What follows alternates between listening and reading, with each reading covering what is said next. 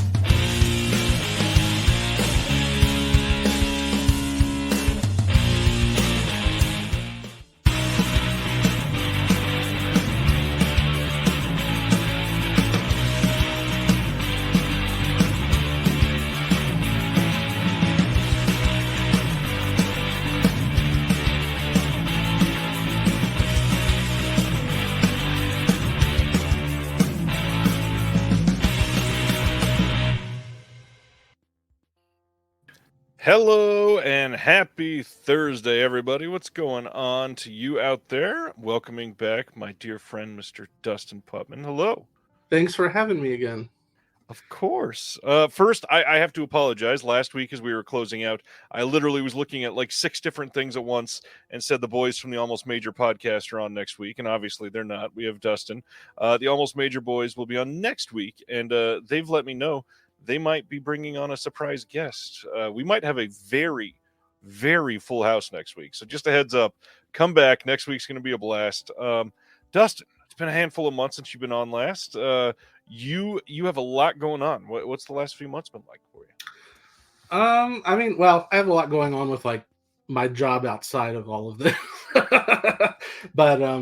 But yeah, with it being fall now and all of the, fall movies coming out, and it's getting really busy, trying to see as many as I can. But I've seen some really good things that, we can talk about shortly. We've got a lot to discuss, I'm sure. I'm excited for what you've been watching just this last week, because you seem to get to a lot of new movies that I don't get to. Yeah. There's one thing that I got to that I'll talk about, but it's going to shock everybody that I've never seen it before. Ooh, well, now I'm very curious. Hello to everybody in the chat. Josephine with her question as normal. First time watches since last time. Larceny Inc., Maniac Cop, Count of Monte Cristo. Not Cristo, Cristo. Tender Mercies, Phantom of the Opera, Pulse, Dragnet, and The President's Analyst. I've seen a handful of these. Maniac Cop is a great one, of course. Count of Monte Cristo, I hardly remember. It's been a long time. Pulse is great. The 62 Phantom of the Opera, I definitely remember that one. Dragnet's a classic. Any of those special for you, Dustin? What'd you just say? I'm sorry. Any of those special for you? I love Pulse. Pulse is great. But I haven't seen any of the other ones, shockingly. Interesting. And you've seen a lot too. Well, first this week, let's get into some pickups. What have you been getting in lately? Pickups. Okay.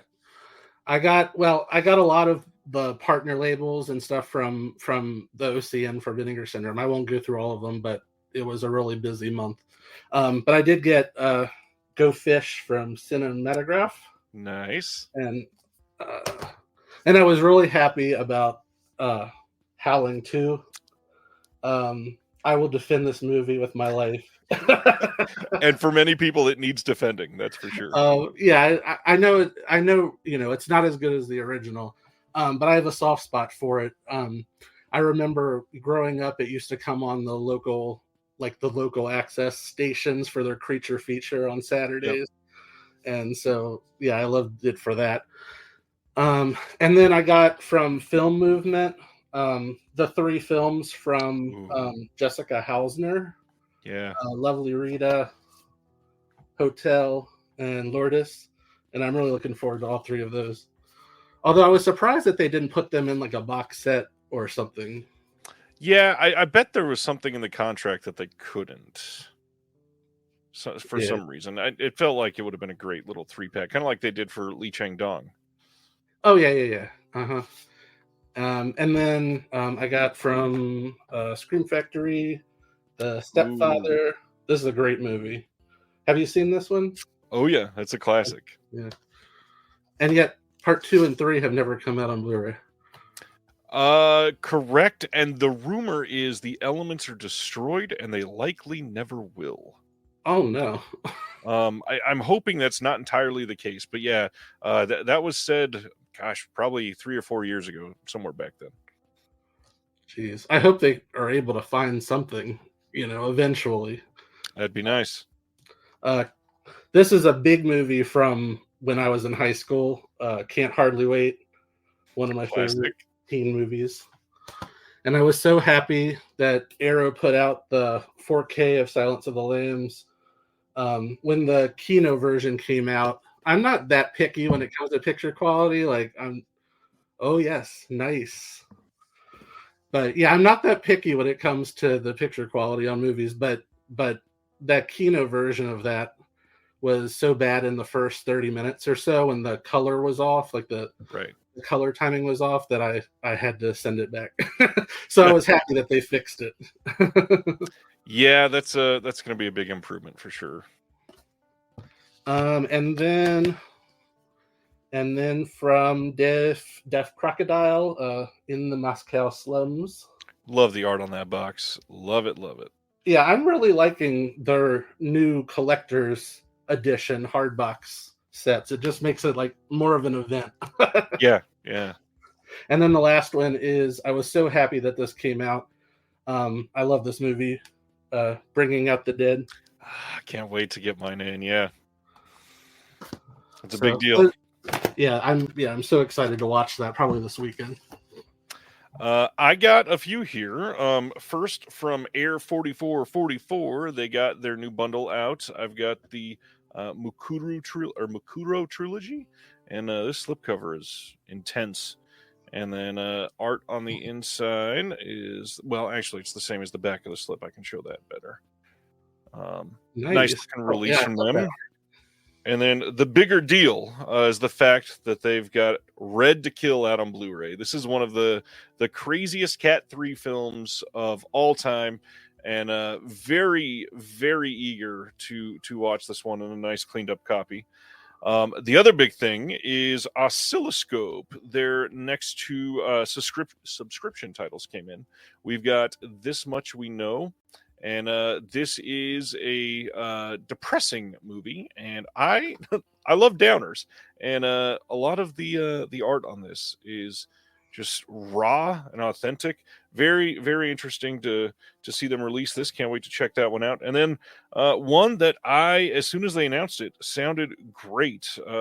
This is Canary, one that I've been looking forward to for the last couple months. And yeah, that one looks great. But something unique. I got both of those as well. Nice. Yeah. We got an interesting theme here going on because you're wearing a Fangoria shirt.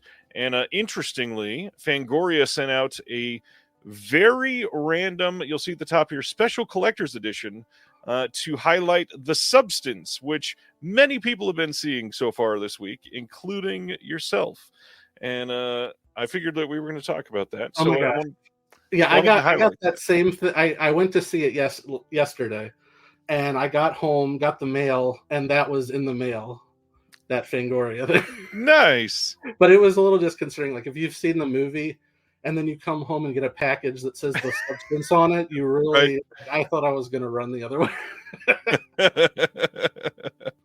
Oh man, all kinds of people that saw it already. Kev from Almost Major saying it's the movie of the year. I mean, I can talk about that one right now if you want me to. That's why I saved that for last. Is now we can talk about recent watches, and it's time for you. So no spoilers, of course. How do you feel about The Substance? You're not ready for it. Nobody's ready for it. Like, a lot of times people can overstate things on movies, and then you go see them, and you're like, it doesn't live up to it. Yeah. There's nothing that I could say that would it still wouldn't overstate things. Like I could say anything and it still is going to shock you. It's definitely one of my favorite films of the year. I would say it's one of the greatest body horror films I've ever seen. Maybe the best. Like I was thinking about it, and I really couldn't think of anything that I like more than this. It goes to places that, yeah, you just you wouldn't even imagine. But it also has something, really pertinent and honest to say about, aging and about, especially how women are treated in society as they get older. It's a satire, but treats itself very seriously at the same time. It's very funny. Demi Moore, it's probably the best role of her career. Wow.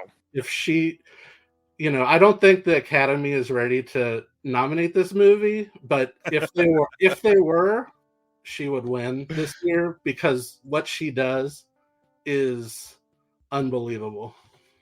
Interesting. Yeah, I would say we've got a couple horror roles this year that are potentially Oscar worthy if this one lives up to it.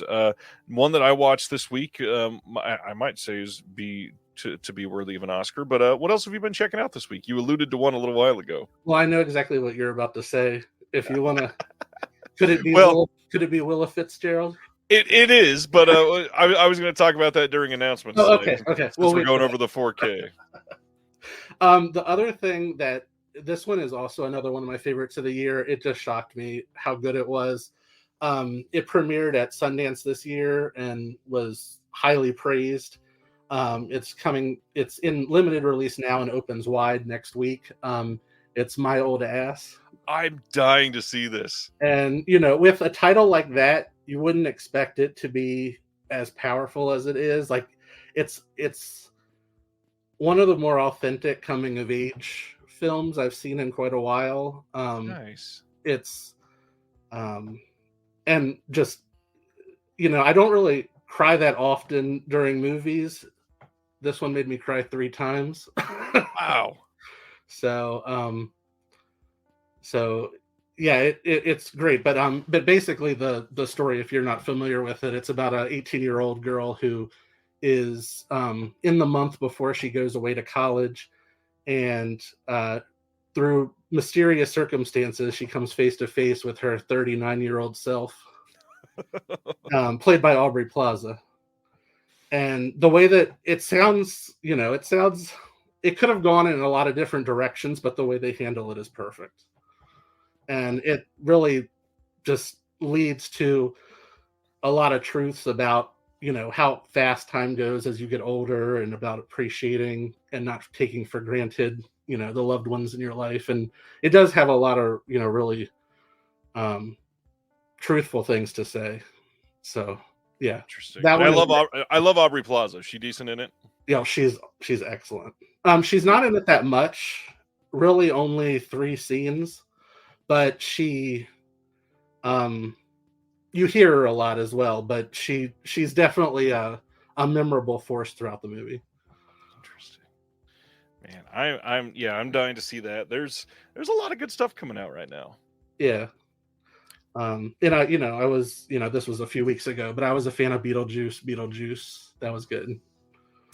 Yeah, I still did not get to see that. My 9-year-old is pissed. He was. Are you going to take him to see it?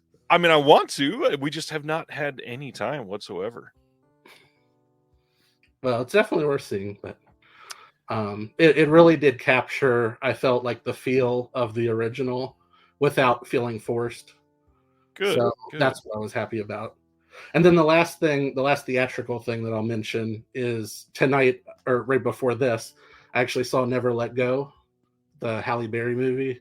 Yep. And that one actually didn't work for me very well. I think it starts out, it's very familiar, like the general premise of it. And then, without spoilers or anything, there's something that happens midway through that just is really shocking, and it takes things in a different direction, and you're like, wow, things are, it's really improving. And then the third act comes, and it sort of is really disappointing once you find out what's going on. So, as someone that goes to so much theatrical, is there one for the rest of this year that's upcoming that you're really dying to see? oh my gosh. I've heard, well, this, I could be highfalutin and say like I'm looking forward to like a Nora from Sean Baker and a lot of these like Is Oscar. it Nora highfalutin? Well, not highfalutin, but like Oscar-worthy type movies. But I keep seeing Terrifier 3, the trailer for it before things I see, and I'm like, all right, that's really the actual thing I'm most looking forward to. I mean, it'll be a fun theatrical experience. Watching part 2 with a full audience was, I got to be honest, an incredible experience. Yeah, it was. Yeah, I saw the second one in the theater as well. And I'm also really looking forward to Nosferatu. Yes. And I have to say Wicked as well, because I'm a big musical fan. Yep. Although I'm annoyed that they've cut it into 2 parts. But I mean, you get more out of it at least. That's true. There you go. Haunted Sideshow agrees with you. Yep. That's the one. Yeah, I had to laugh at Nora is the highfalutin word. I was trying. The Brutalist is another one that I'm really looking forward to. Yeah, I'm eager for those. I'm eager for The Heretic, that one with Hugh Grant. Oh, I can't wait for that. I have friends who were at TIFF and saw it and were just blown away by it. That it was like one of the smartest screenplays of the year. So. Wow, interesting. That's awesome. Zach says he's excited for Flight Risk. I don't even remember what Flight Risk is. That's a Mark Wahlberg film. It's like an action movie. Checks out for Zach. It got pushed to next year though, so I don't think it's coming out this fall. Oh, interesting. I did not hear that. Life of Chuck. That sounds really good. Although I don't know that that's been picked up for distribution yet. That's the new Mike Flanagan movie. Got some rave reviews out of TIFF as well. Yeah. I think it won the audience award. Yep. Nora got second to that. Yeah. So this week, a random one. There was one that we announced a Kickstarter for about 2 years ago on this show, and it was Rai LeVay doing a documentary called Boutique. And then the subtitle on this is To Preserve and Collect, and it's literally about boutique home video. And this is a documentary that is about archiving films and what goes into these releases and what makes the disc special and all that. And it was decent. I'm not going to say it was revelatory or amazing, but it is worth a watch for sure. It definitely felt very samey by the third act. It just felt very, yay, we buy discs, check them out. And I got to be honest, I really feel like they should have done more to actually show the work that goes into these discs. They didn't really like detail the the restoration side of things. They didn't detail finding the elements. They didn't detail how much work goes into like supplemental features or anything like that. For something called Boutique to Preserve and Collect, there was not a lot of preserving and not a lot of collecting. It was more so just, aren't these things neat? And I certainly wanted a little bit more out of that. Did they mention, like Vinegar Syndrome and Vinegar's literally everybody from the labels was in it for the most part. Great. David Gregory was in it from Severin. Joe Rubin and Oscar Bescher from Vinegar Syndrome were in it for a little bit. They were on site at Vinegar Syndrome and in LA with the Severin guys. Sam Deegan is in it for quite a bit. They took a clip from my interview with Sam Deegan, so you can see my mug on the face for like 4 seconds. It was, I don't know. I wanted substance. Definitely want a little more out of that one. Does that have a planned release yet? I believe it got one through the Kickstarter, and I'm willing to bet it does get picked up by someone else for a little more robust release eventually. But yeah, I would check it out for sure. Oh, cool. Sounds interesting. I really only got to watch that I can talk about one other thing this week, and we're going to be talking about that during the announcements. But I did want to talk about a sneak peek for something that is getting technically announced tomorrow, even though we've already talked about it on the show.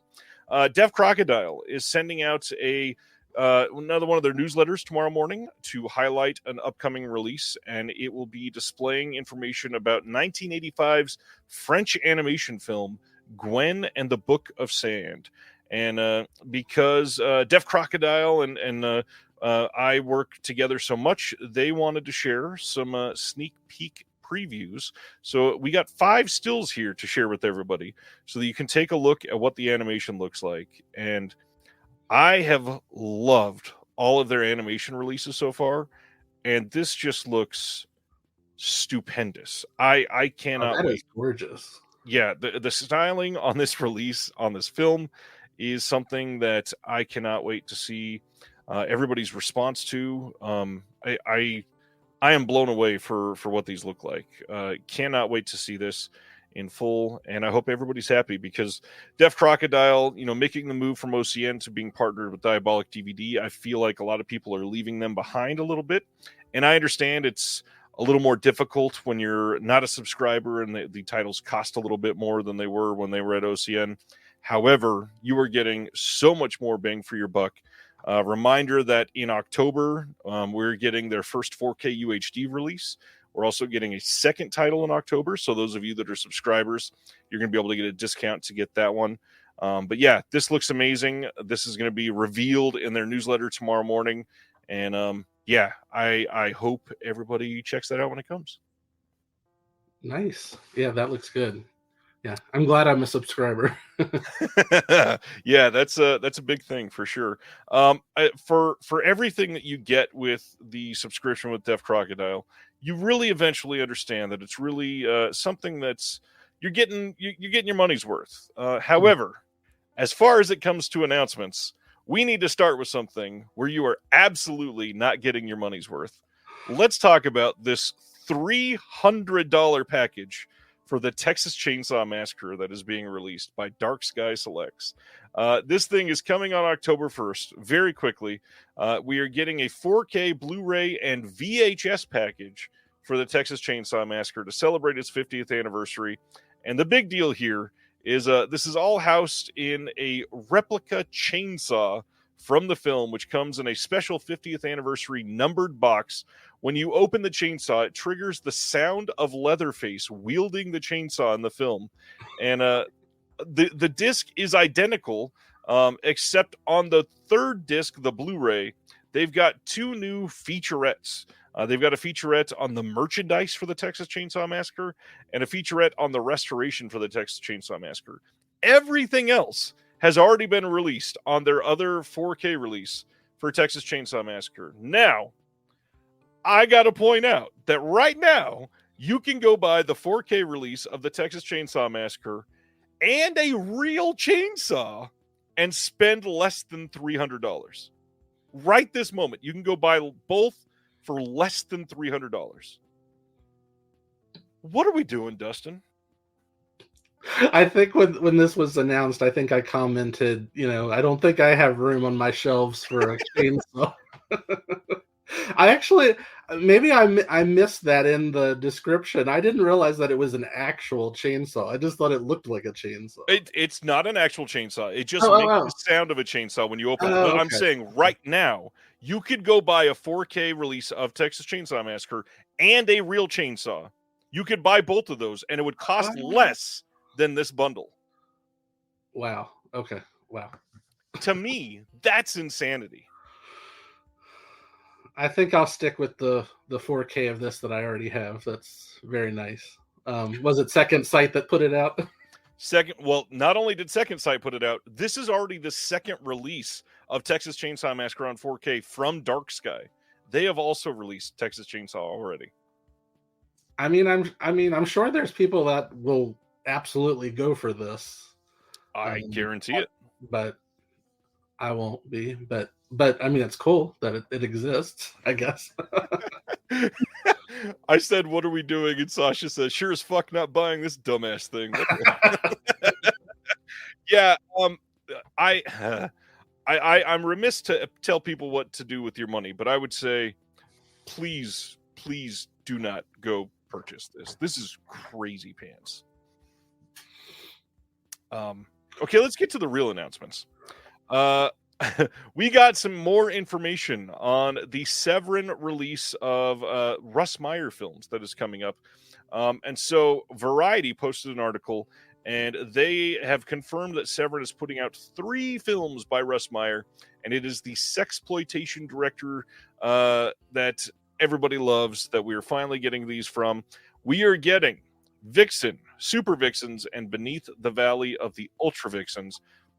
This is on home video for the first time since the Arrow Video DVD release. That's the first legal release of these. And they say that these are going to be available in 4K, Blu-ray, and DVD.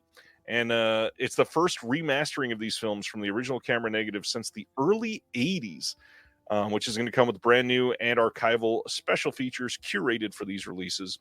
The Russ Meyer estate seems very excited to be working with Severin. They seem very, very happy. They also indicated that these will be available in December. How do you feel about this there, Dustin? Do you think that, so will they be doing more like in the future as well? Nobody has confirmed that. Severin has not said anything other than they were doing this, and they've technically not even really commented on this since it was announced by Variety. Yeah, I have to say Russ Meyer is actually a blind spot for me. I haven't seen anything of his, but I definitely would be interested in doing so. Yeah, they're wild, and I got to admit, I've seen the restoration for the Super Vixens, and it's crazy how much better these look than the old releases. That's for sure. Nice. Craig says Dennis looked into releasing a bunch of Russ Meyer stuff a while back. They apparently had everything stored in a shed outside of their house. Fingers crossed they held up over the years. Yikes. And then Joel from Scarecrow Video says easily the most exciting release of the year. Honestly, so far it's pretty high up there. That's for sure. Moving. Go ahead. I said now I've got to get them. Moving on from Russ, Blue Underground announced that Venom is coming on 4K in early 2025. This will be a new Dolby Vision HDR 4K master with Dolby Atmos. And this is the Venom from 1981, so there will be no Tom Hardy present in the film. Yeah, when this was announced, I had my Blu-ray of it that I've had since 2016, and I had never watched it. So I was like, let me watch it, and then I can decide if I would want to upgrade to 4K. So I watched it last week. It's good. It is really good. Have you seen it before? A long time ago, I think. This is one that I get confused with a couple others. Yeah, it's interesting. It has oh my gosh, now I'm blanking on it has like some big name actors in it. Like even right from the very beginning, I was like, this is like a legitimate film. This isn't like Copperhead. Yeah. Not that Copperhead's bad. I mean, Copperhead, is fun in itself, but this was like a big budget film. Yeah, this has Oliver Reed and Klaus Kinski in this. Oh, yes. How could I forget Klaus Kinski? But yeah, it's sort of like these bad guys hold this child for ransom or whatever, and at the same time, he's like really into different pets and animals, and he goes to the pet store and they switch out like a house snake for a black mamba, and so he unknowingly has like the most poisonous snake in the world, and it is let loose in the house with these thieves, and it gets wild. But it's well done. I liked it. That's good to hear. Going to our next one. So Vinegar Syndrome was prepared to have their Black Friday flash pre-order event tonight. But unfortunately, or fortunately, depending on how you're looking at your wallet tonight, they have decided that they are delaying their Black Friday flash pre-order event.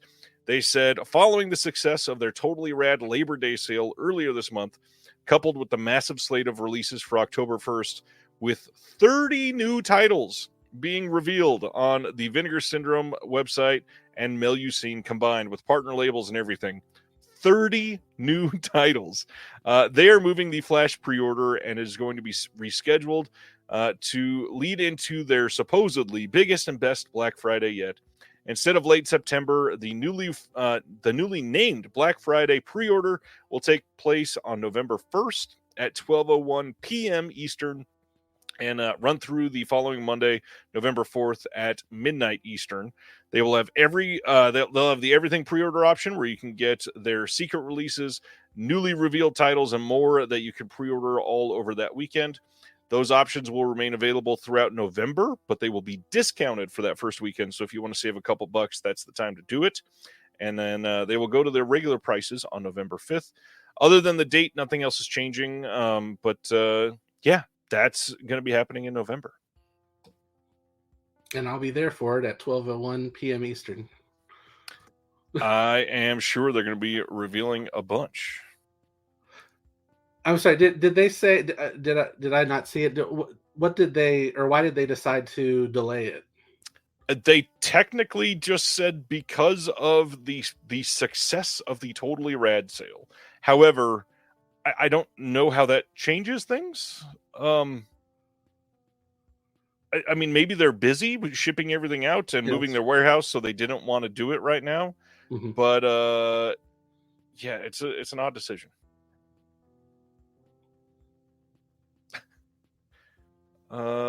Let's see. We got a lot of comments I missed here. Toby Hooper was the first director, but fired. That was for Venom. Some rumors say that there's still some of his shots in the movie. I like not sure how they're gonna keep things under wraps for that long.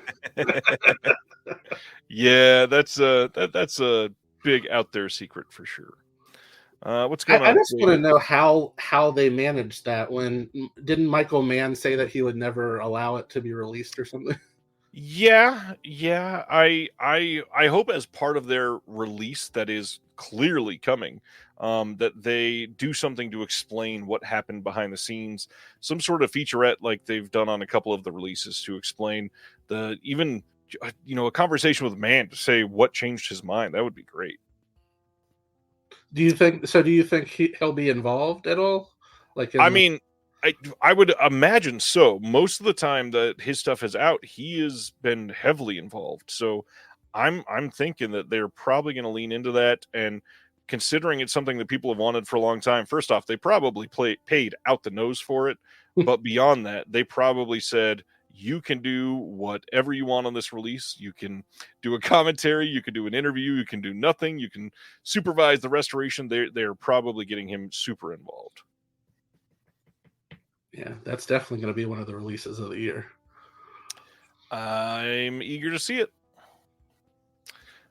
Next, Oscilloscope is releasing this film called Once Within a Time from 2022. This is coming late this fall on Blu-ray and DVD.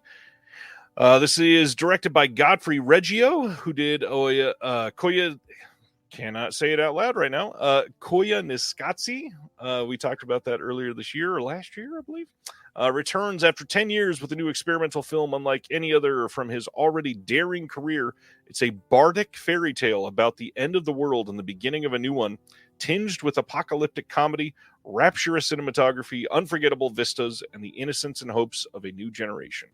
So we'll have a commentary, a making of doc, and a trailer on it.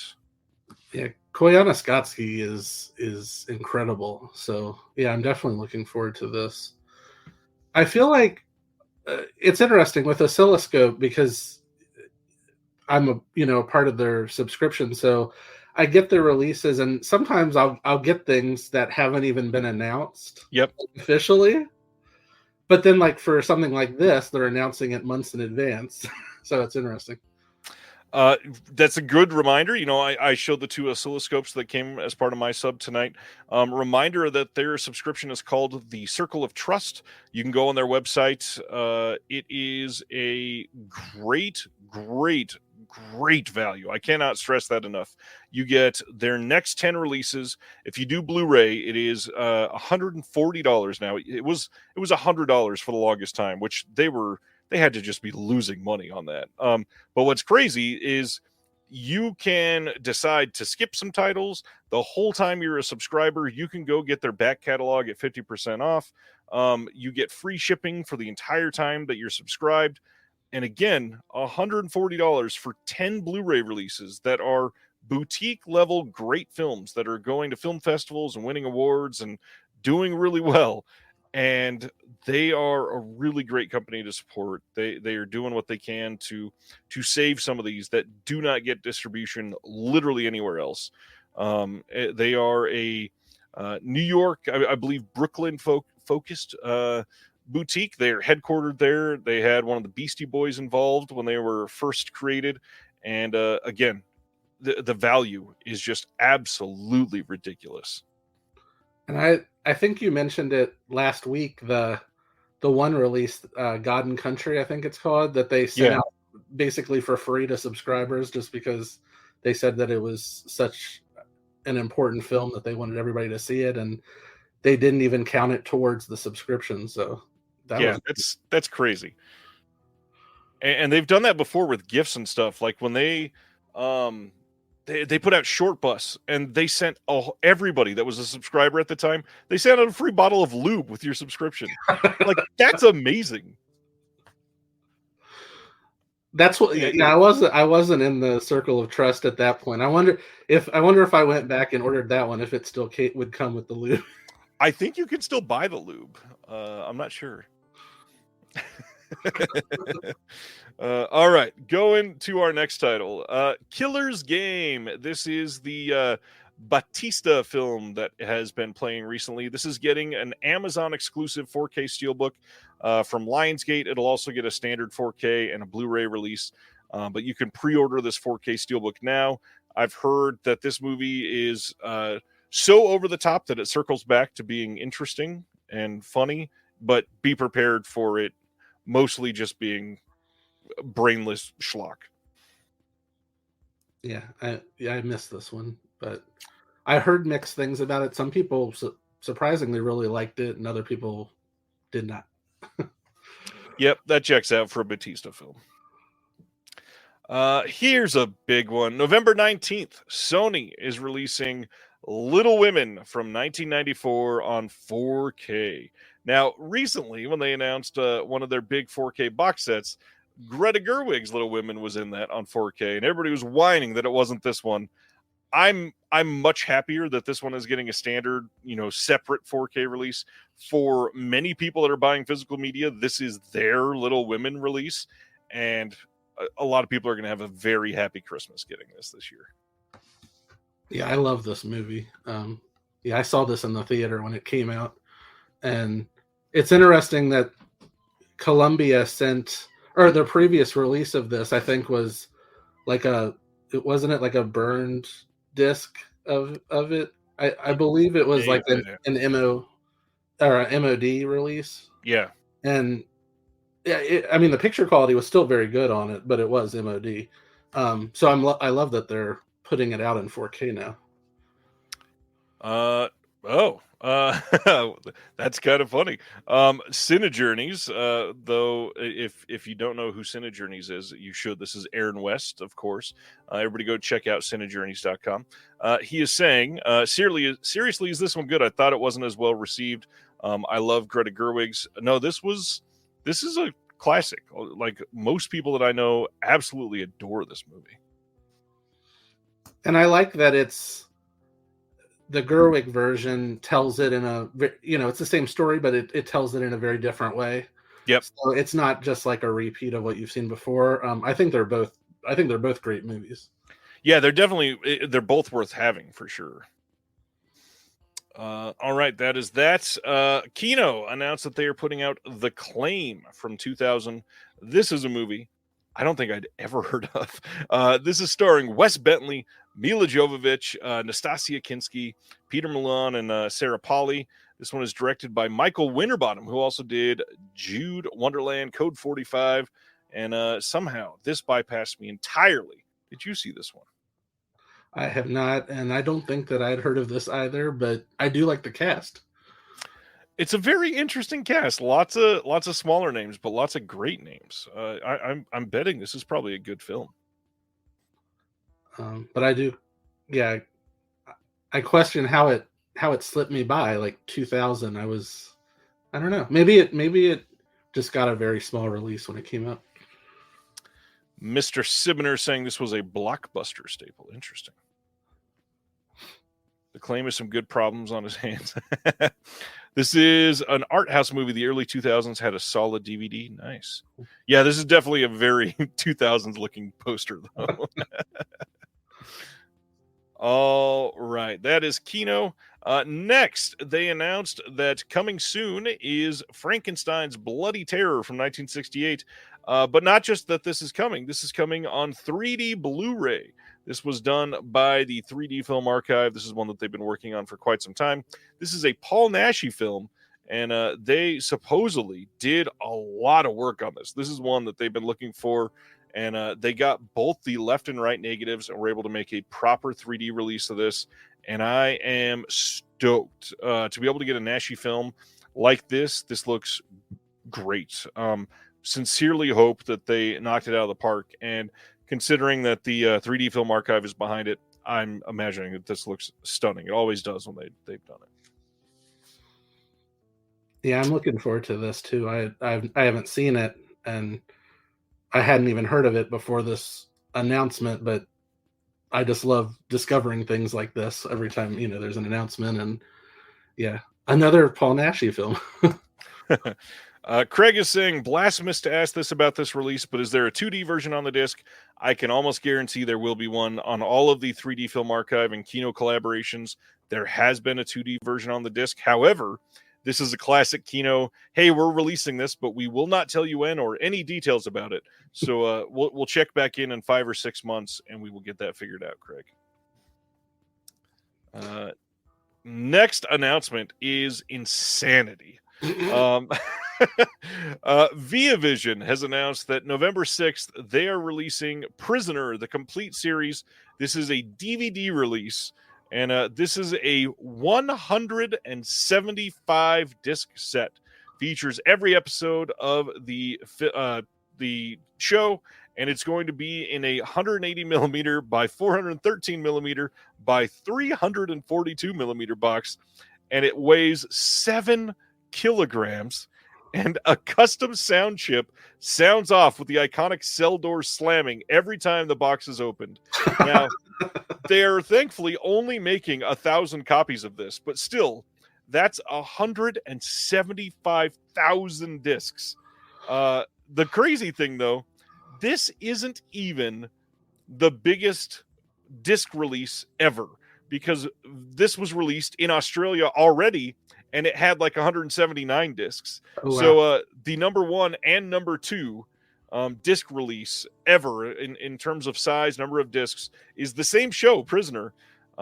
This is wild, though. You can buy this on Via Vision's website right now. And just because I knew people are going to ask, this is going for 770 Australian dollars, which is 516 US dollars, 465 euros, or in the UK, 393 pounds.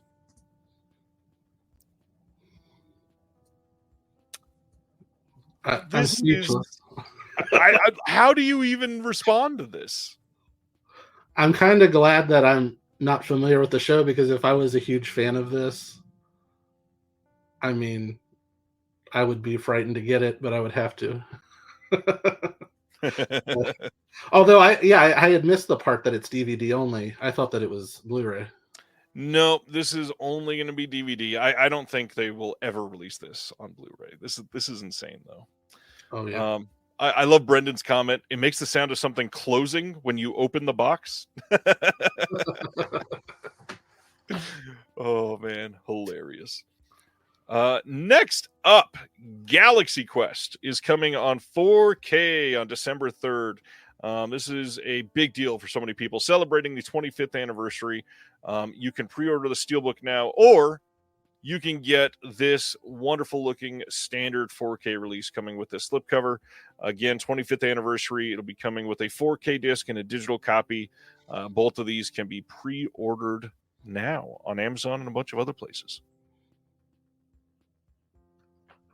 I'm looking forward to finally watching this. This is one of those movies that everybody raves about, and I somehow have missed.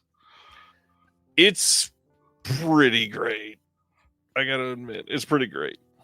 Like I mean, it's a takeoff, obviously, of Star Trek, and right, like, Kind of, yes. Amidst other things, actually. Okay. It's pretty great. Yeah, now I know that it's coming out in 4K. I'll finally watch it. Yeah, and it's got literally one of the best casts of all time. All right. Concept Media is a company that we've not been able to talk about much in a long time because they've just not been releasing much. But you can order from their website right now a Blu-ray release of Triple Xmas.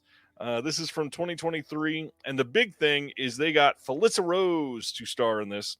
I say star; she's probably not in this for much of it. But they've got adult film star Dolly Lee in this. The story for this is a bloodthirsty Santa wreaks havoc on the set of an eccentric adult film director's latest production. I imagine this is likely just covered in blood and a lot of TNA. That's what a lot of Concept Media does. This is the same company that put out Don't Fuck in the Woods a handful of years ago, and its sequel, Don't Fuck in the Woods 2.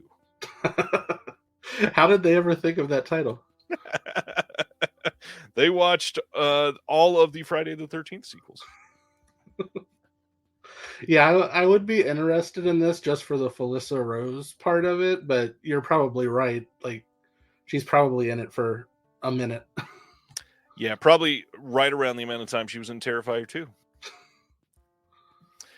Next up, we got some Criterion announcements this week, and they were pretty great. December 3rd, 4K release coming of Paris, Texas. We talked about this for the Curzon release already. This is coming from Criterion, and it will be the exact same disc as before. Nothing new, except it will be a UHD with a brand new 4K digital restoration. Obviously a big deal. Have you seen this one there, Dustin? Oh, yes. Yeah, this is probably my favorite Wim Wenders film and probably my favorite Harry Dean Stanton performance. But this is a great film. And yeah, I'm all over this. Yeah, I think that this is probably the one to get over Curzon, if I can guess. If it was Studio Canal doing Paris, Texas, I might go with that one over Criterion. But this is one everybody needs to see. But the one that made a hell of a lot of waves this week, December 10th, 4K and Blu-ray release of 2007's No Country for Old Men coming to Criterion. One of the best movies of the 21st century, in my opinion. I love this movie. We're getting a 4K disc of the movie with Dolby Vision, HDR, and then one Blu-ray with the movie and the special features on it.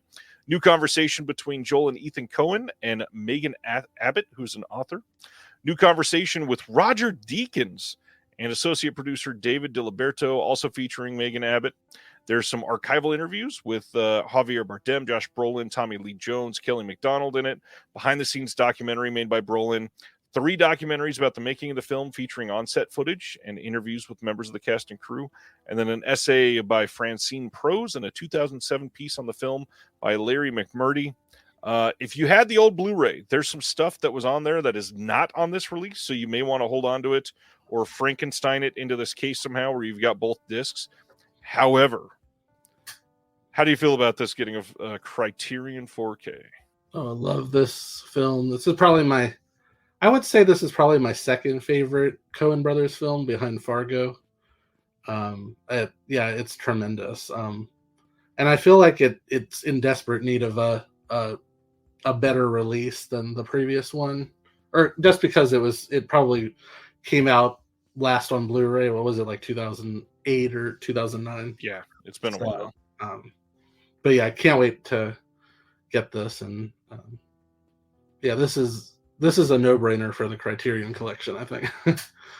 How do you feel about this coming out before the other 2007 film, the one from Mr. Paul Thomas Anderson? I know that a lot of people, of course, are going to make that comparison because the two films were obviously important and facing off and even filmed at the same time. Of course, talking about There Will Be Blood came out the same year. How do you feel about this beating that one to Criterion? I know. Are they planning that one? Do you know? Or I mean, they might be, but they've got other PTA films, and a lot of people have wanted that one in there and wanted a But 4K release of that. it still blows my mind that they haven't released Magnolia. Yeah, that's. But yeah, No Country for Old Men, or I mean, There Will Be Blood. Yeah, that one. Yeah, I have a feeling that one's probably eventually going to come. I imagine so. Moving Although to the next one. I think No Country for Old Men is a better film, just personally for me, out of the two. I would agree, but a lot of people would stab me for that. Don't hate me. Fellini's 8.5 is getting a 4K release on December 10th. What's interesting is, just like the release of La Samurai, they have changed the cover for this one, so we actually can tell while looking at the shelf at Barnes & Noble if this is the 4K or the Blu-ray release. The Blu-ray was much more zoomed in on the individual on the cover. Yeah, this is the same thing though. Other than a different cover, it's the same disc. But yeah, I mean, I love this film. This is one I've been going through this year and watching a lot of like really classic films that I've somehow missed. Just trying to fill in those spaces. And this was one that I watched maybe like a month and a half ago, 2 months ago. And yeah, it blew me away how good it was. I'm like, how did I wait this long to watch this film? Yeah, I love Aaron's comment here. This is for people to buy if you don't have the Blu-ray, if you don't have the Fellini set, and if you aren't buying the 40th anniversary Criterion box set that they're doing, because this movie has already been on all of those. So they're just putting it out there again in a different format. I would love to know the sales numbers for that CC40 set. I would be willing to bet it probably overall will sell less than. Oh man, now I got to put an actual number on it. Probably less than like 500 copies ever. I don't see who it's for. Yeah, especially because it's not getting another spine number. So even if you collect all of their releases, you don't have to get it. It's a big deal. Yeah, there's a lot of problems with that release, unfortunately. But like, yeah, you just, yeah, like, and also, you know, they're releasing the Blu-rays of everything, but some of the titles have already been re-released in 4K, so you're Quite almost a few like of them back. So next one up is December 17th, a Blu-ray release of Eastern Condors, directed by Sammo Hung. This is from 1987. This is going to have a 2K digital restoration, new audio commentary with Tony Raines on this, new interview with Sammo Hung as well. And just a reminder that this was released by Eureka a handful of years ago. This is going to be that exact same restoration and all of that, but both discs are going to have very different extras. This disc is definitely worth getting for a new interview with Sammo Hung. That's a big deal. But that Eureka release is definitely one that's worth holding on to. They've got some great extras on there. This is amazing that they're releasing this. Like Sibner is saying, it looks like Vinegar Syndrome art. I agree. It definitely looks like something I would expect to see on Vinegar Syndrome's website. But this looks amazing. And you got a brand new commentary with Tony Raines. I am glad that they went out and did something new for this release instead of just getting the Eureka release ported over. But man, you got to check out both releases if you really want the best of both worlds for this one. This is a great looking release. Joel is pointing out it's got brand new mono audio on Criterion. Yes, it does. If you're into that authentic. Eastern Condors is incredible. Have the Eureka box set, but we'll get it for the extras. And yeah, this is an astonishing looking release for them. Very surprised they're putting this out. Yeah, I haven't seen this one, but I'm definitely getting it. So, but yeah, I agree with you. It looks like something that Vinegar Syndrome would have put out. I feel like even the cover looks similar to one of their releases. I feel. Yep. Sibner's making the joke. This could be a VSC release. Vinegar Syndrome Criterion. Terror Vision has posted an update. They wanted to let everybody know that they were notified that they had to vacate their warehouse by November 1st, which means they've got to find a brand new warehouse. This kind of came out of nowhere and is a pretty big setback for them. However, they are putting 99% of the catalog, including vinyl cassettes and all kinds of other stuff, on sale because it takes a lot to move all of that stuff. So if you want it, put in an order now. They're thinking that it will go another week or so, maybe slightly longer. So to help with that, they're offering free worldwide shipping. That is supposedly going to end on September 24th. In the U.S., if you spend $99, put in the code USA, you will get free shipping. Canada is $149, and you get free shipping if you put in the code Canada. Everywhere else, $199 in USD, and you put in the code ROW for rest of world, and you'll get free shipping anywhere in the world. They say to disregard previous pre-orders. They're not going to ship together. They can't hold the items when they're moving. So if you want the free shipping, just go ahead and order now. This is big. They need the support right now, and I'm sure a lot of people are going to be happy because there are some deals to be had. Brand new titles with slipcovers for like $15. Definitely worth taking advantage of. And I saw a message from Brad that it sounds like they've been doing pretty well with the sales so far. So that made me happy because that sucks that they have to vacate the warehouse like that. As far as past TerrorVision releases, I know that you've been a big fan of some of them. Any that you want to give a special shout out that people should check out if they never have? Oh gosh. Not to put you on the spot or anything. I mean, there's lots of great ones. End of the Line. I love that film. And both of the Door films I really was a fan of. Hell's Highway. That's one of the better shot on video films that I've seen lately. And then one that's just what is it? The Newly Deads. That one's wild.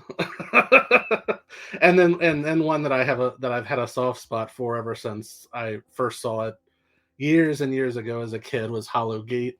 Yeah. It's not a great movie, but it's a great Halloween movie. It's perfect to put on in October, and that's coming up, so that one might be a good one to purchase.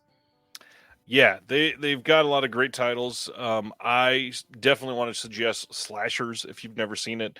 Fun one that I watched a couple months ago that I loved. God, some of these titles I'm so glad that they were able to put out. So glad that I've been able to work on some of them. They've got some great stuff. Chris says, seen someone complain that they can't get free shipping in Europe for only 2 titles. People need to understand they would be losing money if they ship for free to Europe for only 2 titles. I hate to break it to you, Chris. No matter, you could, well, it's not no matter, but if you're buying any less than like 7 titles, they're probably losing money on the shipping, especially because everything is on sale. People do not understand that right now to ship out of the U.S. to go to other countries has gotten ridiculous. There was a couple months ago, I went to ship 1 Blu-ray to Canada. That's it, just a Blu-ray. And the shipping to Canada, which I live in the middle of the U.S., it was not that far of a trip. This thing, I've taken road trips longer than that. Just to go to Canada, it was $26. For one movie, that's crazy. For one movie.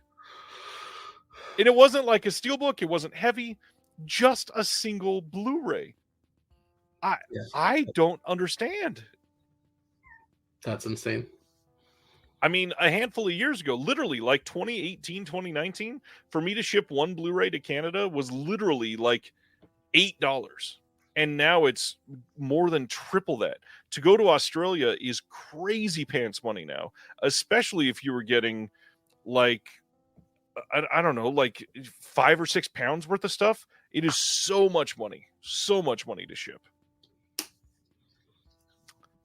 Joel's pointing out Canadian shipping has always been nuts, but now it's obscene. Absolutely. Danny says shipping 1 DVD from Australia to the U.S. was $29 Australian.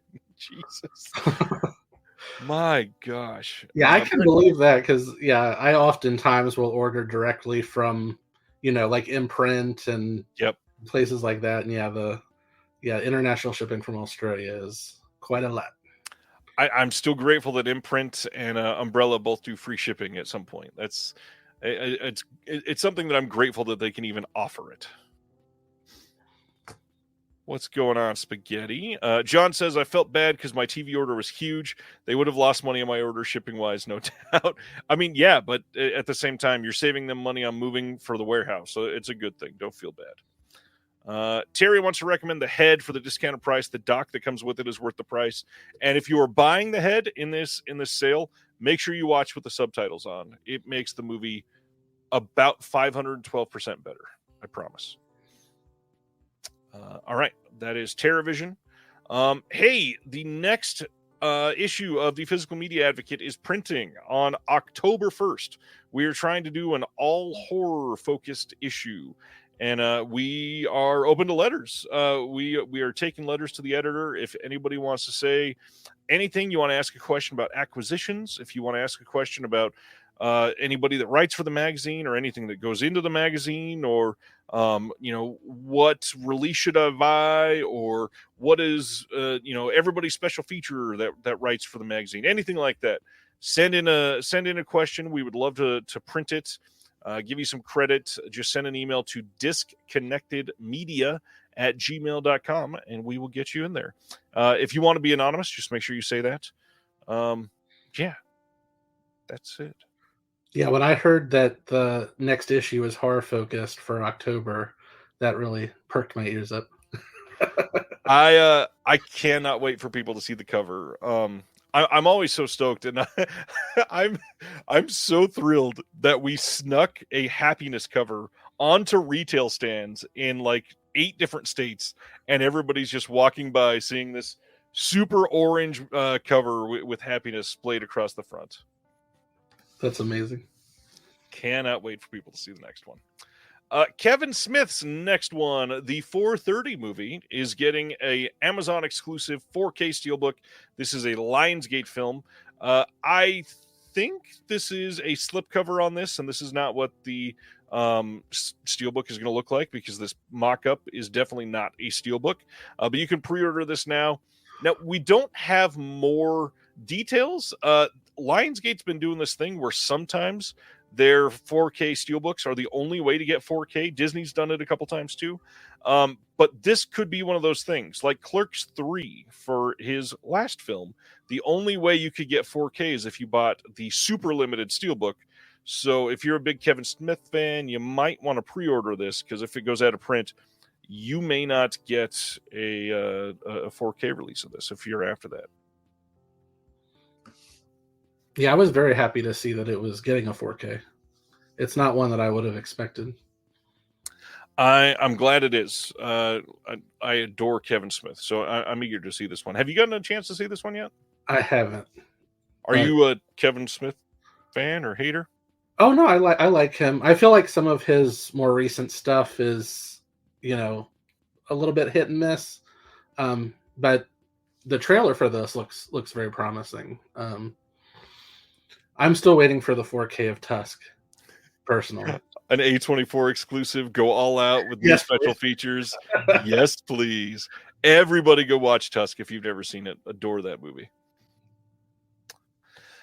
Kino is reissuing Billy Wilder's 1, 2, 3. There is, as far as I can tell, literally nothing new on this disc except for a slipcover.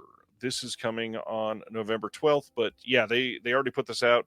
I think it was 2017, something like that. Everything's the same. And yeah. I have nothing. But I'm looking, but I haven't seen this, but I'm all for anything Billy Wilder, so. Alrighty. Next one. 2024's Cuckoo is coming to Blu-ray from Decal in the US. Reminder that this is getting, I believe, before I say that, I think this is getting an overseas 4K, and we already talked about that, but maybe I'm wrong. Let me see. Nope, nothing's been announced yet. I'm an idiot. Cuckoo is getting a Blu-ray release on October 22nd in the U.S. from Decal.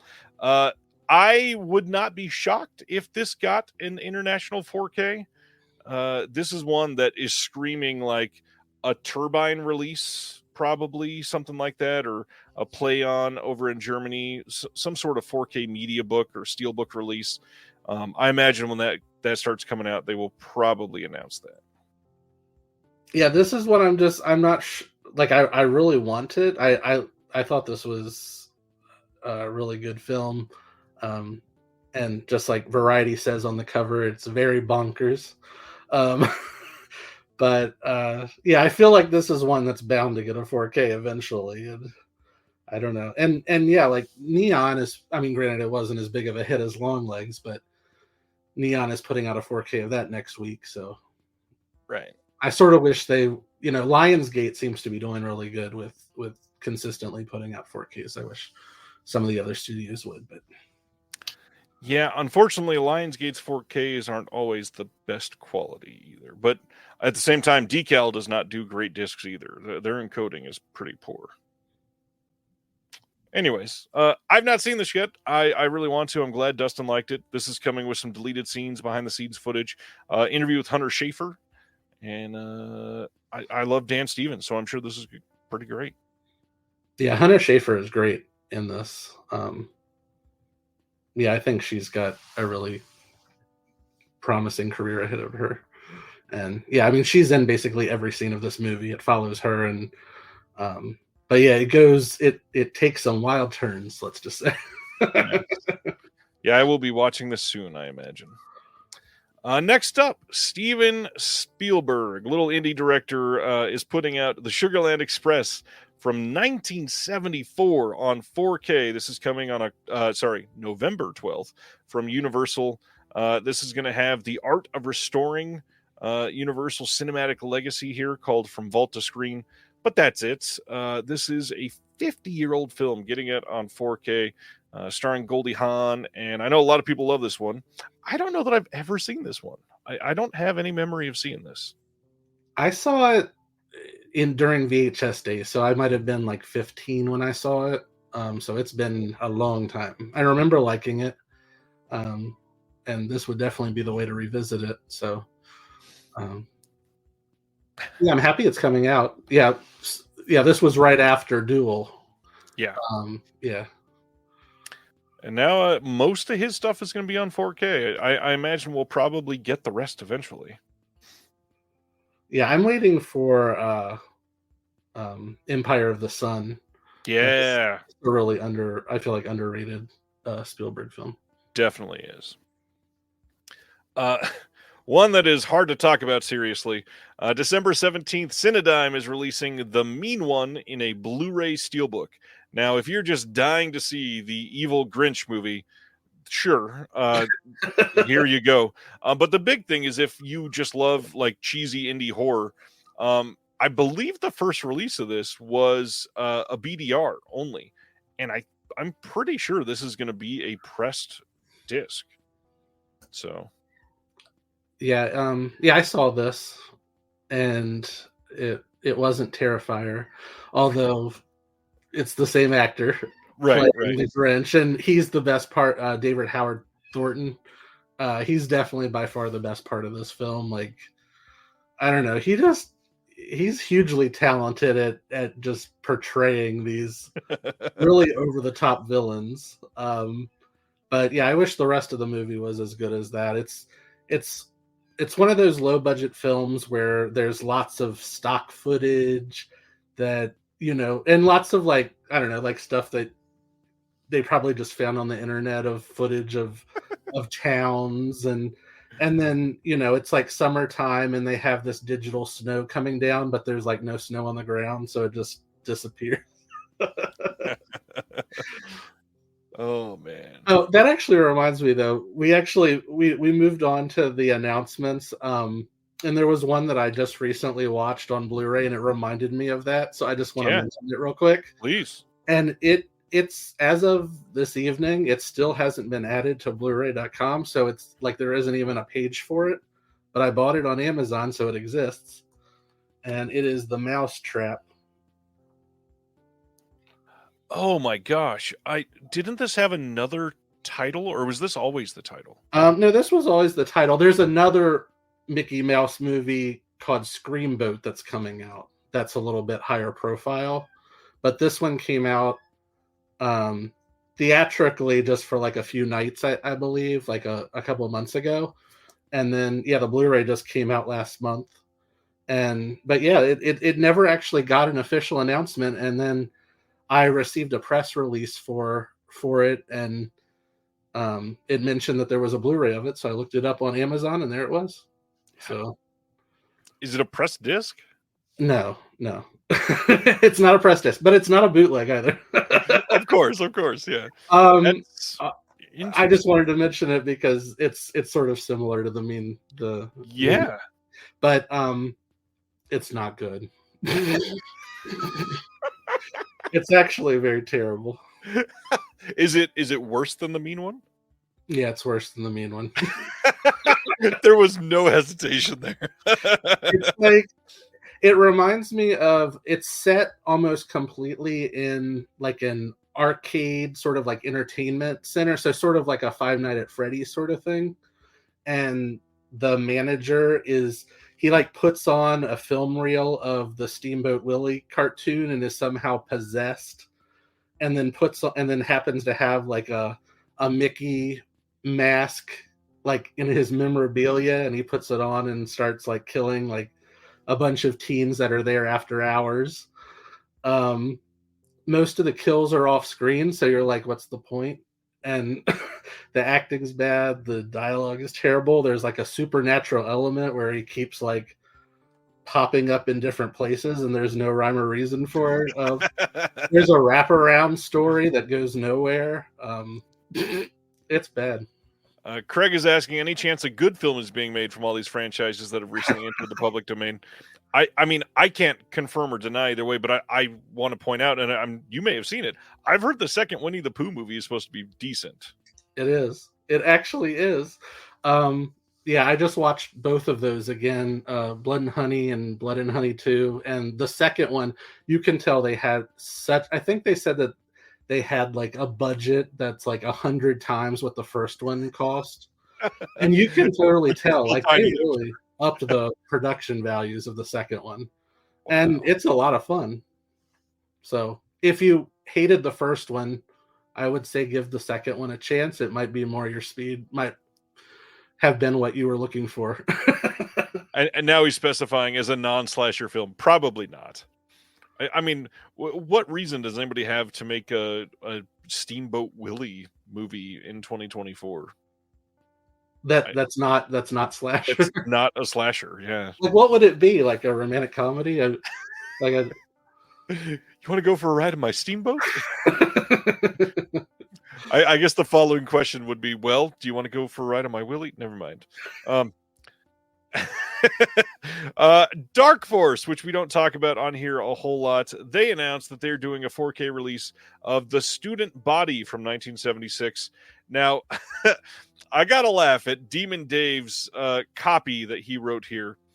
He says, at last, the world's first comedy horror movie, and this came out in 1976.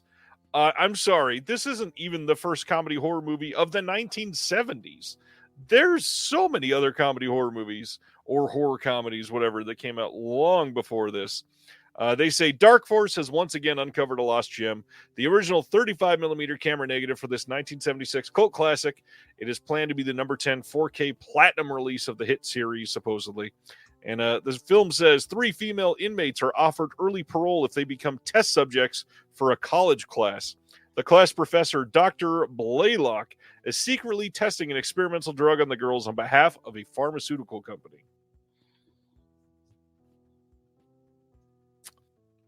Yeah.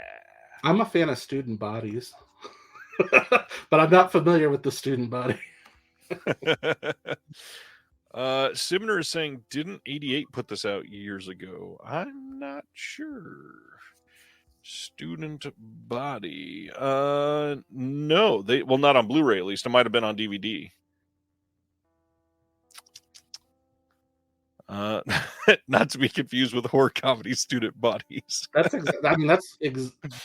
exactly what I thought when they said, horror comedy. But then, like the synopsis that they released with it doesn't even really sound like horror at all. So. Nope. And Student Bodies, I bet that's getting a new release sometime soon. It's been a long time since we've seen a good release of Student Bodies. All right, what do we got next?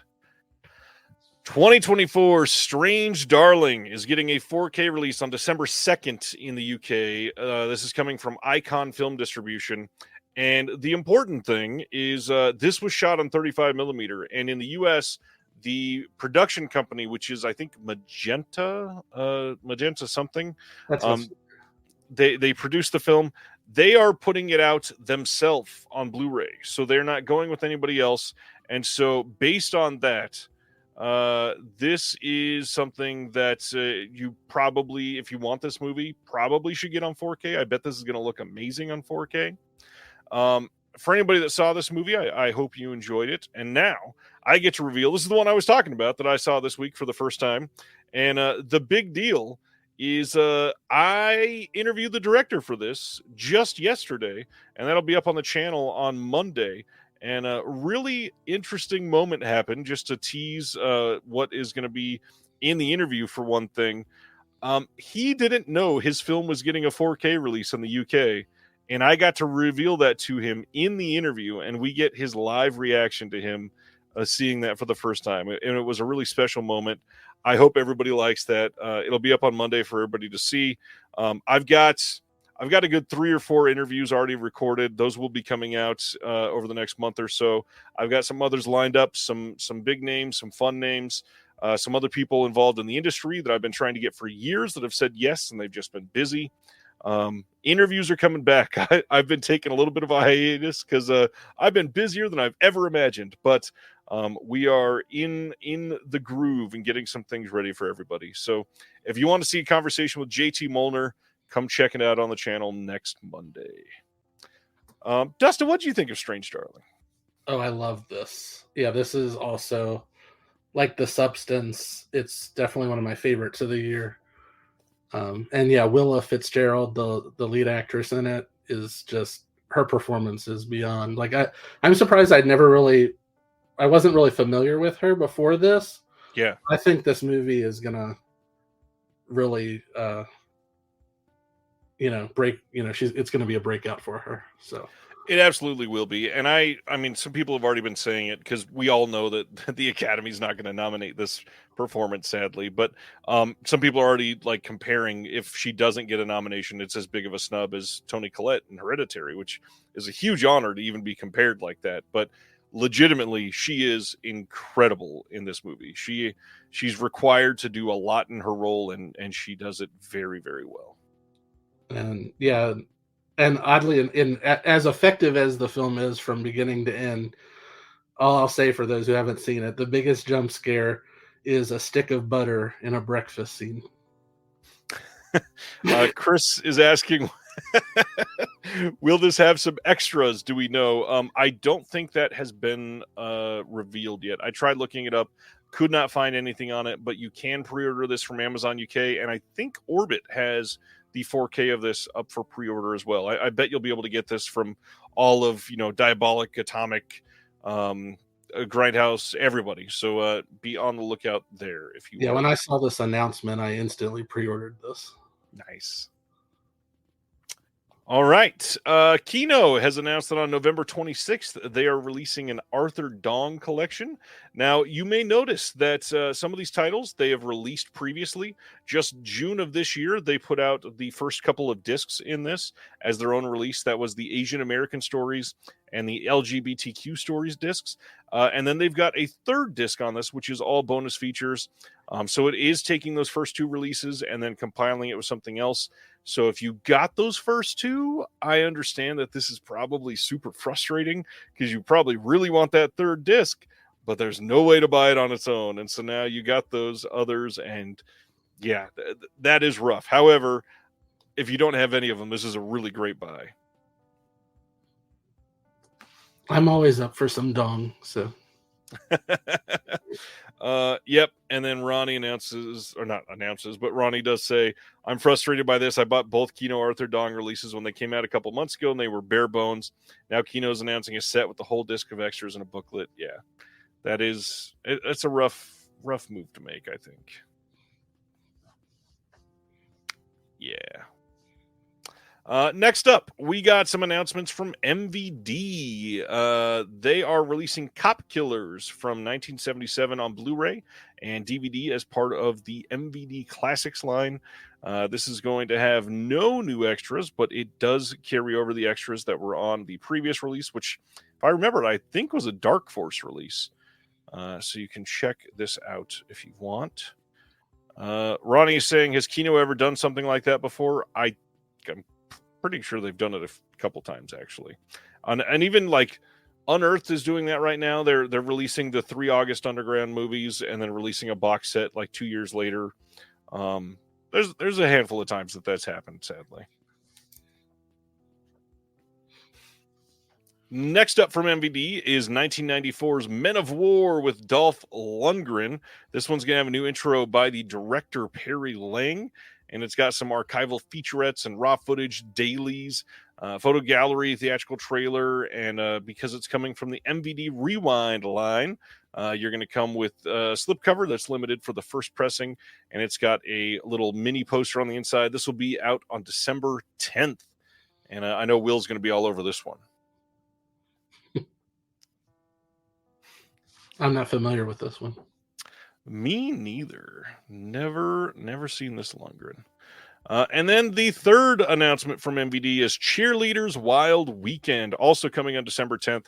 This was a previous Code Red release. I think it was DVD only when it was Code Red. I may be wrong there. It might have been Blu-ray. But this had some decent extras on it. We got a couple different audio commentaries and a handful of interviews, but those are all carried over. Nothing new on this disc other than it being Blu-ray from MVD Rewind. Yeah, glad this is coming out for everything. I wish this was the horror comedy because it sort of looks like it based on the cover more so than the other one. The studio. Yeah. Definitely get that. Indicator announced 2 new titles this morning, both from Jean Roland. This is coming December 9th in the UK, December 10th in North America on 4K and Blu-ray for both of them. The first one is Requiem for a Vampire from 1972. This is going to have 2 presentations of the film, both the original French language version and the English language version. You got a commentary with Troy Howarth and Nathaniel Thompson, who was our guest last week. Selected scenes commentary with Roland from 2005. An introduction he recorded in 98. A newly edited archival interview with Roland. They're crediting that as 2024, but obviously that was recorded a while ago. Newly edited archival interview with Paul Bisciglia as well. An in-depth documentary on the making of this one with Daniel Goyette is the one that worked on that. There's a bunch of interviews with people that worked on this, and then Daniel Bird. Critical appreciation by Virginia Sullivan. Lots of other archival features being thrown on here, and then an 80-page book with a new essay and some archival writing.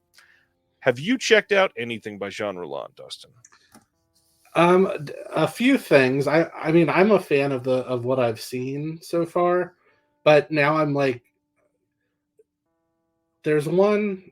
All of the titles run together for me. So even though I've seen a bunch of them, like there's lots of like Requiem for a Vampire, and then he did a lot of vampire ones. Yeah, there's like so many, and now I can't even think of what the titles are of the ones that I've seen. There's one that's set in a cemetery. Like most of the movie is set in a cemetery. That probably doesn't really like that's probably like half of his movie. Right. But I collected these from Redemption, the Redemption line. Yep. And this is sort of like going off on a tangent, but I have like a grudge with the Redemption line because they would number their releases and they skipped 13, and that like just bothered me so much for like somebody who's sort of like OCD as me when it comes to like how things look on a shelf. So I contacted them and asked them, and they promised me that they had a big release coming that they were saving for 13, and they were going to go back and fill it in. And that was 10 years ago, and they've never done it. So I want to get rid of all of my redemptions and replace them with these Indicator releases. Well, on that note, let's make it even worse, because Indicator has done the exact same thing. They apply spine numbers to their titles when they acquire them and not when they release them. And there's a couple titles that will never be released that they did number. And so if you are collecting all of their spine numbers, they will skip some of them as well. That's what it is. Davy Collins, the Iron Rose. That's one of the ones that I've seen. And I really liked that. The Iron Rose is coming on 4K from Indicator. It should be coming the next handful of months. They've already teased it. We will be getting it. There's a couple from them, but I did want to say this isn't actually a really good one from him. I don't love all of his titles, but this is one that I really like quite a bit. I hope people check it out. I'm very eager to see if they release Grapes eventually. I see Davey pointing that out as well. It's one that's never had a great release, and I'm very curious to see it all spruced up. But we do have one more to cover, too, from Jean Roland. We've got The Escapees from 1981. Again, 4K and Blu-ray releases, both limited edition. December 9th in the UK, December 10th in North America. This one, both of them have Dolby Vision, by the way. I don't know if I said that. This one's got the original Jean Roland version and then the alternative version with reordered scenes that they did later. Audio commentary by Tim Lucas on this one. Far-reaching interview with Roland from 2008 as he discusses this and some other films. Natalie Perry and Jean-Pierre Boyou, remember the actress Louise Dewar from this. Previously unseen interview with Jean-Luc Philippe. Critical appreciation by Stephen Thrower on this one. An image gallery, and then, of course, another 80-page booklet with a new essay and some archival writing. I got to be honest, I know a lot of people make choices based on the cover art. I do not love the cover art on each of these that they announced this month. I was about to say I love the cover art on this. Oh, really? This one is better than the last one, but for what they've done so far on the other Indicator releases of these Roland titles, I like those a lot more. Mm. Yeah, I do like the ones that are like just the artwork. Yeah. Anyways, that's Indicator coming up for December. But yeah, I've been collecting all of those, the Indicator 4Ks that of all the Roland films, so I'm definitely in for these two. Yeah, these look good. Hey, Tony, what's going on?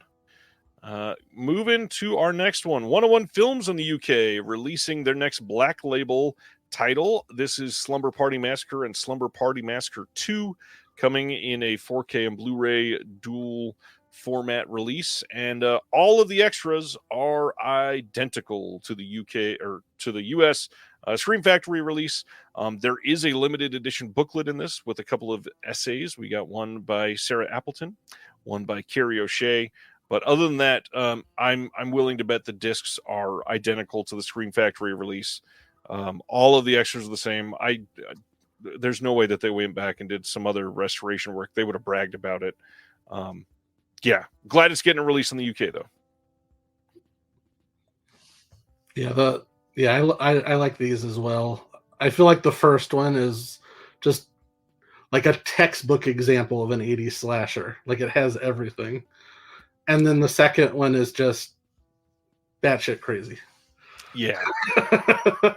Yeah, if you've never seen Slumber Party Massacre 2, you need to watch it like tonight.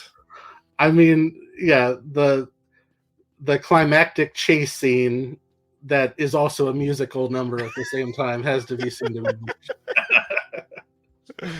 Oh, man. Yeah, I love these movies. Kino gave us some details on The Hunted from 2003. This is the Friedkin film. We announced this previously, but now we know this is coming on November 19th on 4K. No new extras on this, but the Blu-ray disc did carry over some previous features that they had on the old Studio Blue. Glad this is coming out and people can get this now that Friedkin has passed. The films are less likely to get fought with in any way. So, yeah, we got this coming on 4K, and this will be a good looking disc, I bet. And it's got a brand new Dolby Vision Master. Should look great. It's from 2003.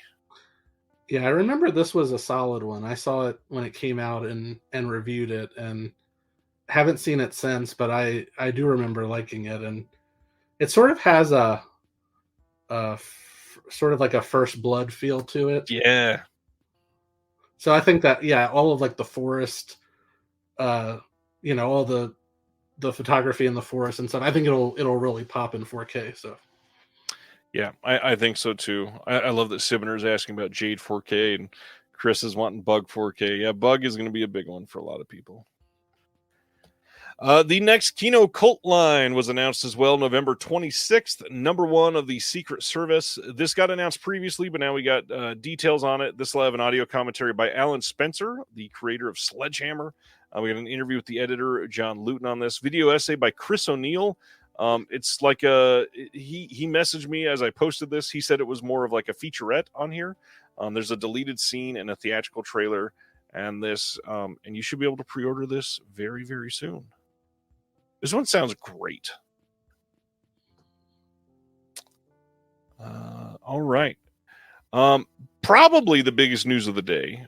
Variety gave us a very exclusive press release on something coming to OCN next month, and that is Magnolia Pictures is going to be a brand new OCN distribution partner label over on the Vinegar Syndrome website, and they are releasing Murder Party, the Jeremy Saulnier film from 2007 that is coming on Blu-ray on October 1st. You should be able to pre-order it then.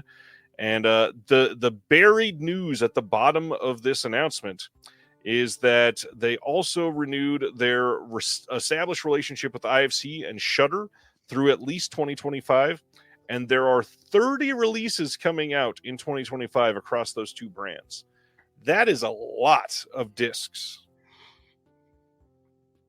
yeah, I am so excited for this news. I haven't seen Murder Party, but I've heard so much about it over the years that I'm kind of excited that I waited so that I can see it for this release. And the fact that Magnolia now has a partnership with OCN. There should be a lot of exciting things coming out. I'm excited because Magnolia is the one that still holds the rights to Let the Right One In.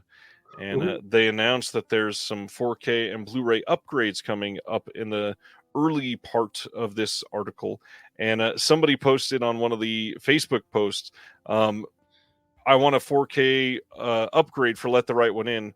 And Justin LaLiberty from OCN commented under that, replied to that comment with a fingers crossed emoji, which to me, that tells me they're probably doing it. But the big thing, if you have been a part of the Patreon for Disconnected, the Discord that we have, Justin from OCN is a patron. He's in there all the time and does mention some things. When Umbrella announced Time Crimes a few months ago, he commented in the Discord, if you are in the U.S., you may want to hold out on Time Crimes. Ooh. And Magnolia is the one that holds the rights to Time Crimes. I have a feeling they're the ones releasing it through OCN. Time Crimes is excellent. Yes, it is. Let's see. Haunted Sideshow says, hopefully a lot of those DVD-only Shudder films will get blues. I am willing to bet at least a few of them will. That is a great move, great idea for them. And some that never got any release. I mean, we just got that with the Wounded Fawn. I'm so glad that was getting announced. John wants Hobo with the Shotgun 4K. Yes, please. Brian is saying Bubble 4K. I believe that the rights went back to Soderbergh. That, and it was teased. They might have gone to either Criterion or Soderbergh. I have a feeling that Bubble is going to be in that box set that he's been planning for a while. There's Sibner saying the exact same thing. Yeah, Soderbergh is supposedly working on a box set of his own films that he's going to release on his own. So I bet that it's coming then. But yeah, this is big news. Just like IFC, Magnolia has a lot of great films in their catalog. And depending on what they choose to release through OCN, this could be pretty big. Just a warning for everybody that is like I have to have the slip.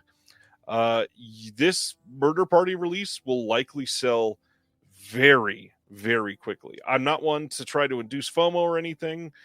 Just saying, if you have to have the slip or you have to have this release in October, you might want to be there on October 1st, right at noon, because I have a feeling this is going to be out quick and people are going to be upset. I bet they print 2,000 slips, but I bet it sells way faster than people are ready for. Yeah, I feel like this one is going to be popular enough they could almost do 3,000. But yeah,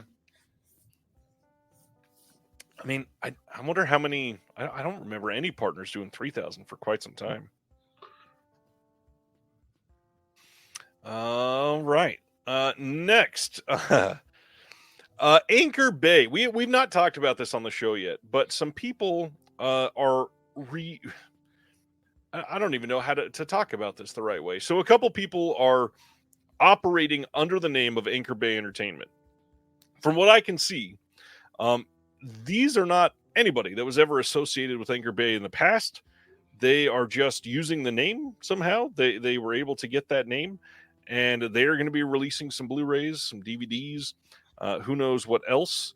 But one of the titles that they're releasing, I think we've already talked about one previously. But they are releasing on December 10th on Blu-ray and DVD, Crust from 2024, written and directed and starring by the one and only Sean Whalen. You'll recognize Sean from Twisters and the Got Milk commercial from 1996 and every other movie ever, because he has been in so many things. Of course, People Under the Stairs, one of the biggest ones. Sean is definitely a huge character actor, and I know people are excited to see this, but I don't know. A weird thing, you can pre-order this Blu-ray now on Amazon for $25, or if you really want to feel feisty, you can go to the Anchor Bay website right now and order it for $42, and it's the exact same Blu-ray. What is it going for otherwise? $25, and that's the pre-order price. It'll likely go down. Okay. Yeah, $42 on their website. Anyways, our last discussion on announcements for this week. November 5th, we are getting a Blu-ray and DVD release from Sony of the film Afraid from this year, 2024, starring John Cho. This will have 5 deleted and extended scenes, including an alternate ending, a featurette called The Dark Side of AI, and that is it. But I think The Dark Side of AI... Well, first, did you see this one, Dustin? No. I'm interested in it just for John Cho. Like, I watch him in anything. Yeah. But, yeah, the fact that even... Jason Blum wasn't really promoting this the week it came out, and usually he promotes everything, obviously from Blumhouse, sort of like was suspect. So yeah, it is Blumhouse. See, I didn't even realize it was Blumhouse.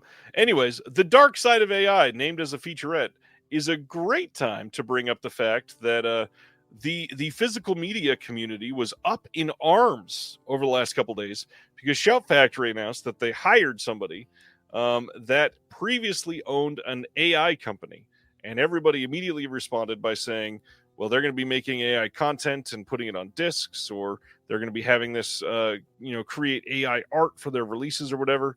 And they came out and said, no, we're not planning on any of that. That's not going to be a part of anything.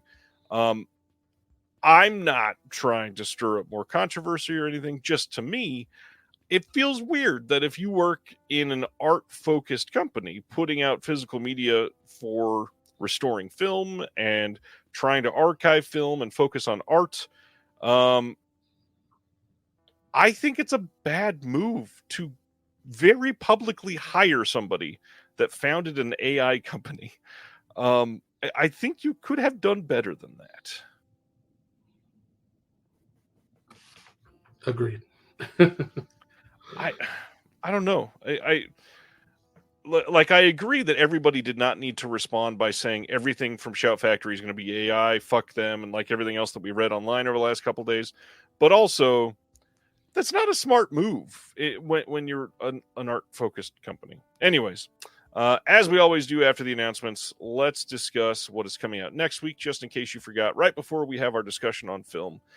Next week is that Longlegs 4K that Dustin mentioned just a little while ago. We got the Friday the 13th remake coming on 4K from Paramount, and that is actually an Arrow release. They let that one go. Body Double 4K Steelbook coming from Sony. All of the OCN announcements are coming through their standard releases, so those are all going to show up here, but I will skip over those. Murder on the Orient Express 4K from 1974 from Kino. Happiness 4K from Criterion. And a reminder, if you want the magazine to go with it that matches, check out the Physical Media Advocate on Amazon. And then Stardust 4K Steelbook is coming. Village of the Damned 4K from Scream Factory. That's the Carpenter one.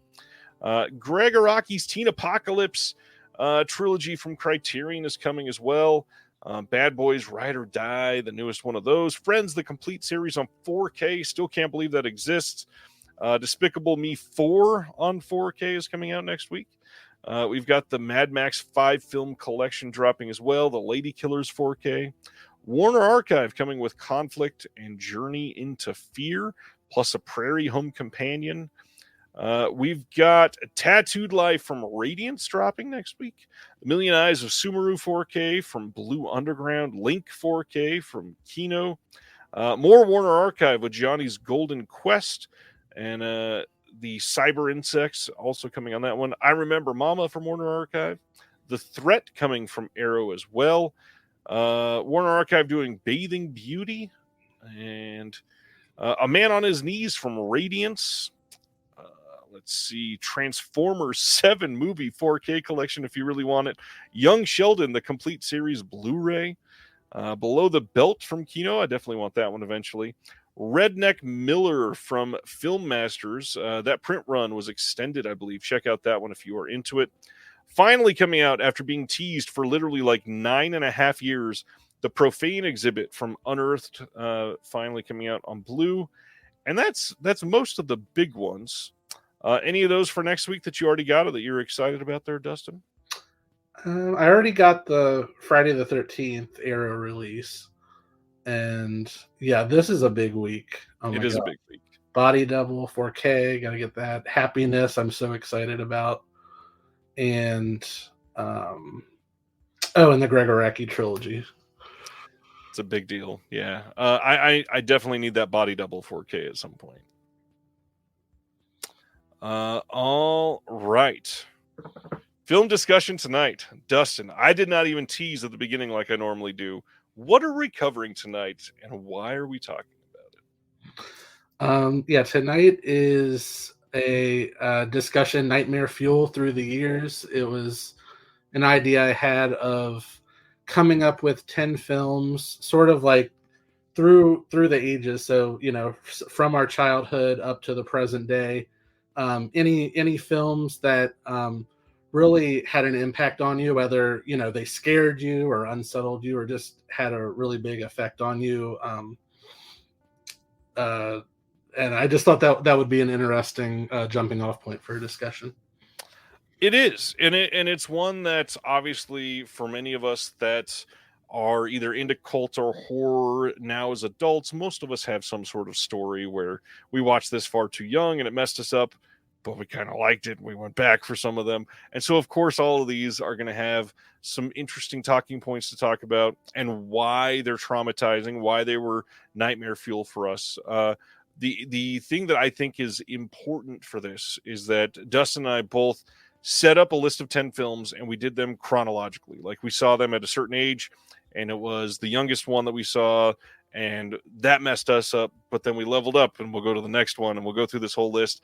While trying to think on this, I realized that the stuff that traumatized me greatly evolved over the years, and I'm so excited to talk about this list.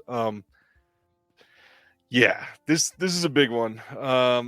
Obviously, got a shout out here too. Dustin wrote a book. Why don't you share about the book for anybody that did not see you on the last time on Reconnected?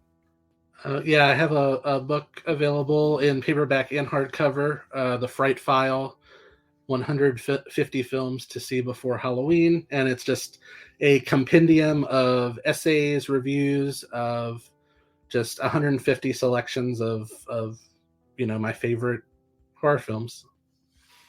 And they're great. It's a wonderful, wonderful piece. Glad that it was written the way that it was. I love that there's snippets on everything in a way that you can feel personality through all the reviews.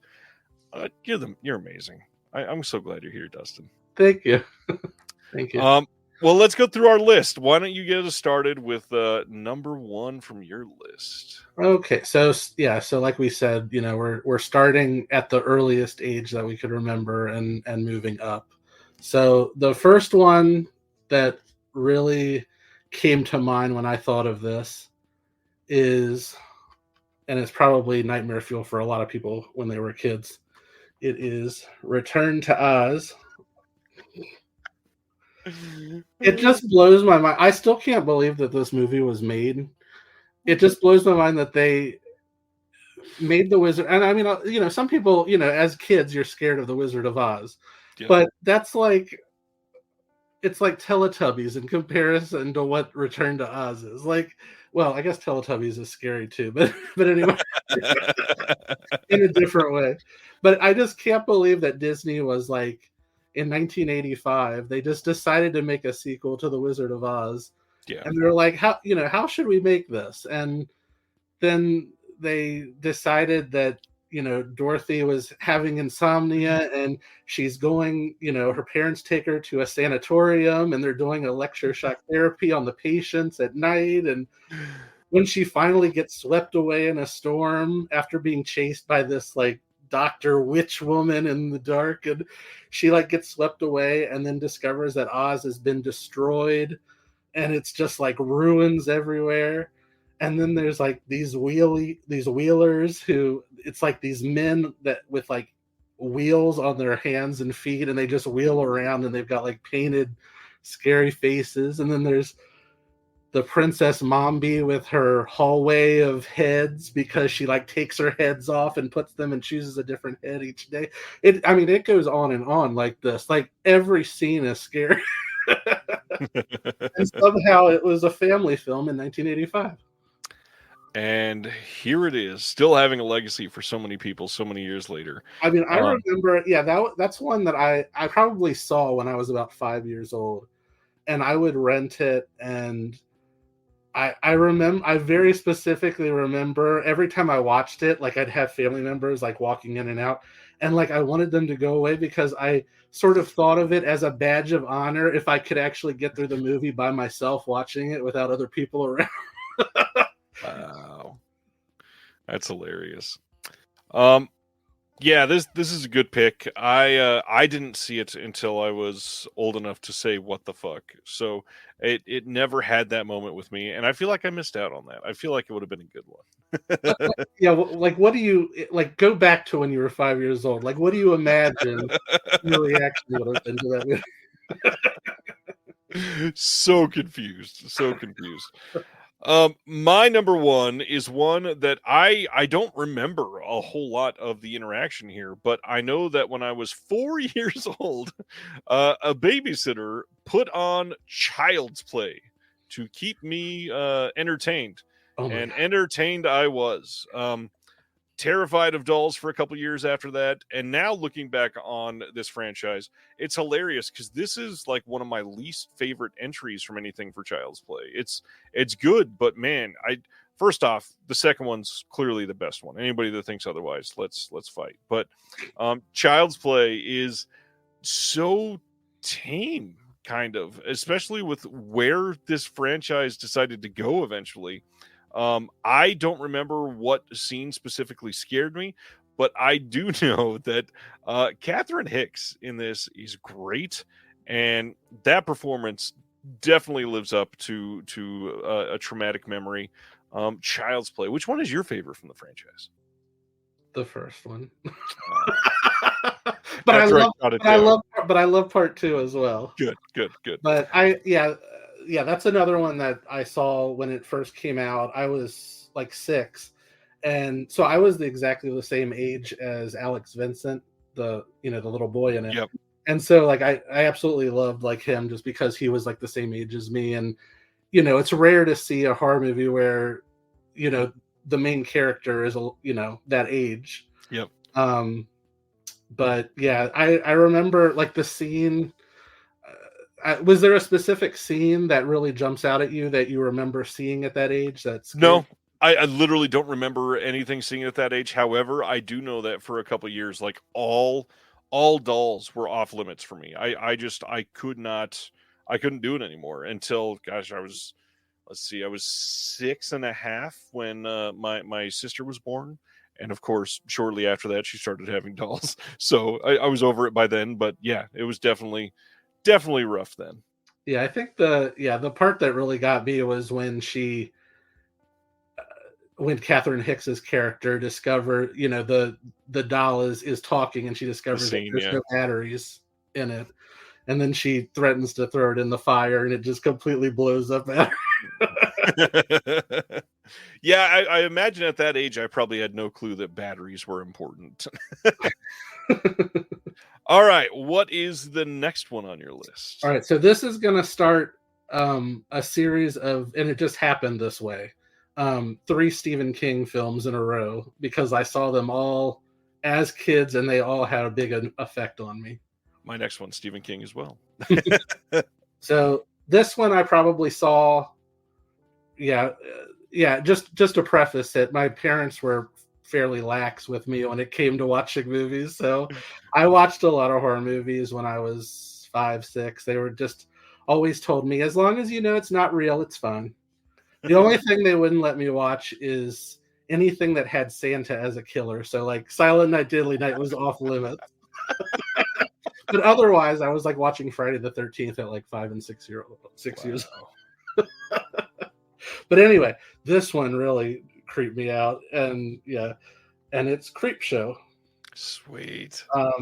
The big part with me for this one, it's funny what you remember, like so many years ago, you remember as a kid, but like I remember every time this movie would start, the classic 80s Warner Brothers logo would come up on the screen, and with the sound effects of the movie, like the opening scene was what scared me the most. Like it wasn't even the main story so much, it was the wraparound story.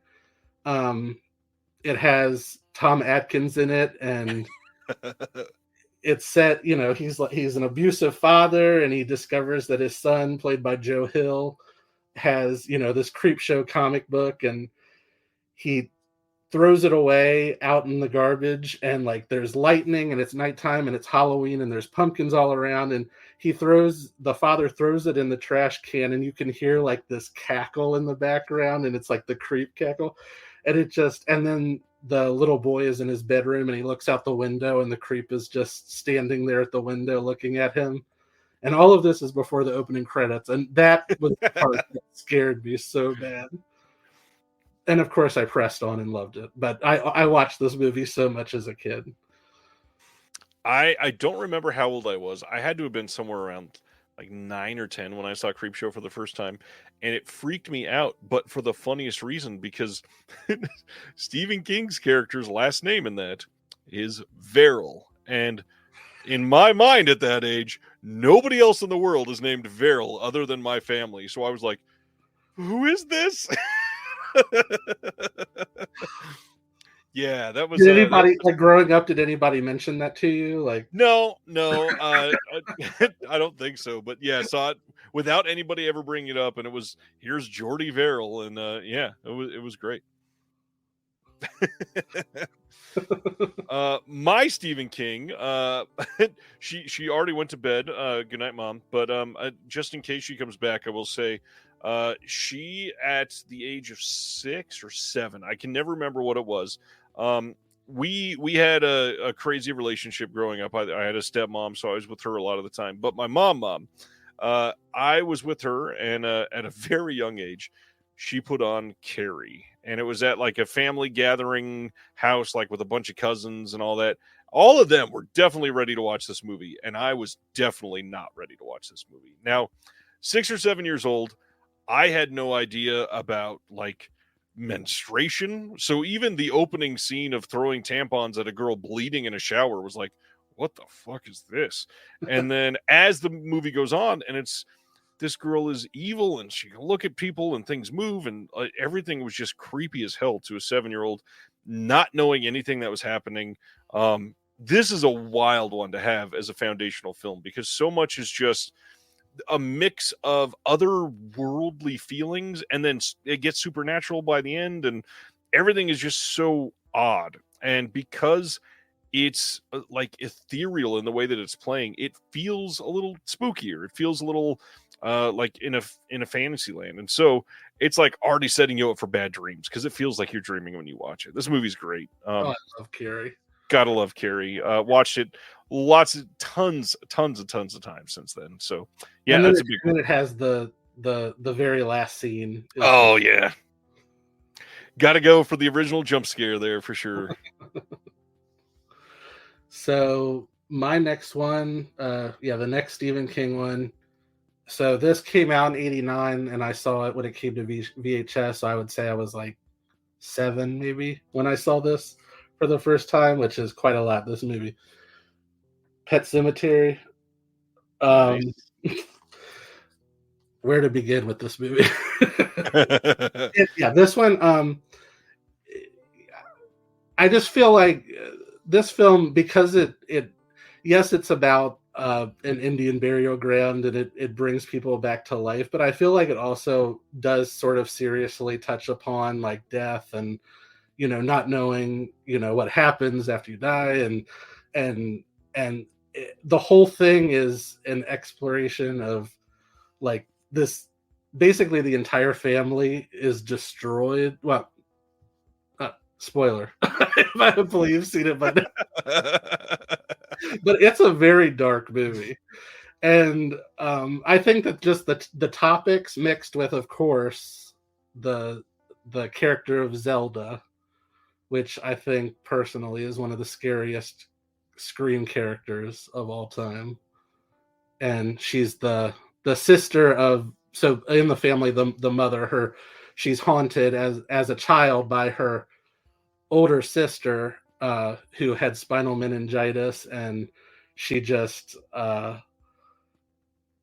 she describes it as, before she passed away, like she had basically just like turned into this like creature, like this monster that the family hid away. And it's really sad, but it's also just so it's so frightening. And then throughout the movie, she's haunted by this character who keeps like coming back to her. And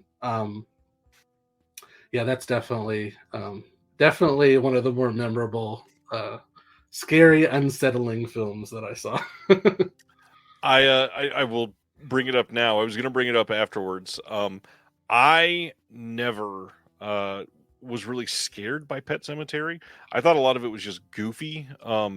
I don't know why the acting for some reason never clicked with me.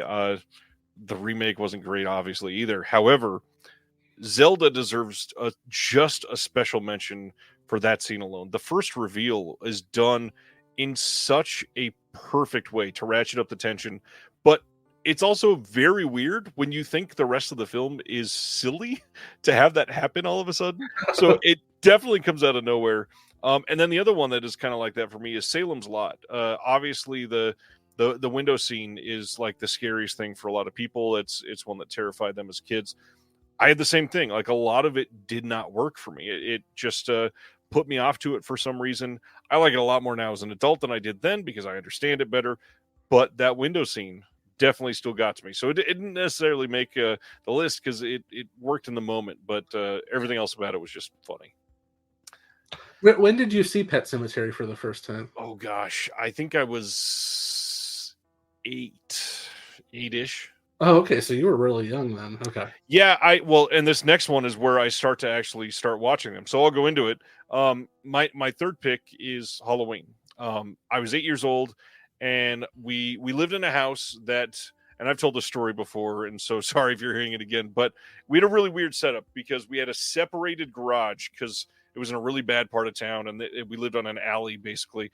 But the house was here. There was a back door, and then the garage. But you could walk around it to the backyard. Is a weird way to say it. It was a big patch of dirt, but it was like 35 feet to the back fence still, and the back fence was on an alley.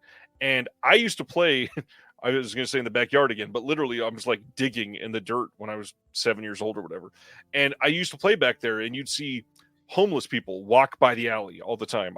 I was sitting there one time, and I watched a dude riding on a bike full on get hit by a car just because you're chilling next to an alley essentially. And so weird shit happens back there. And so I was 8 years old, and my parents were like, it's time. Like, you could probably watch Halloween. Let's see what you think about this. And I get done with the film.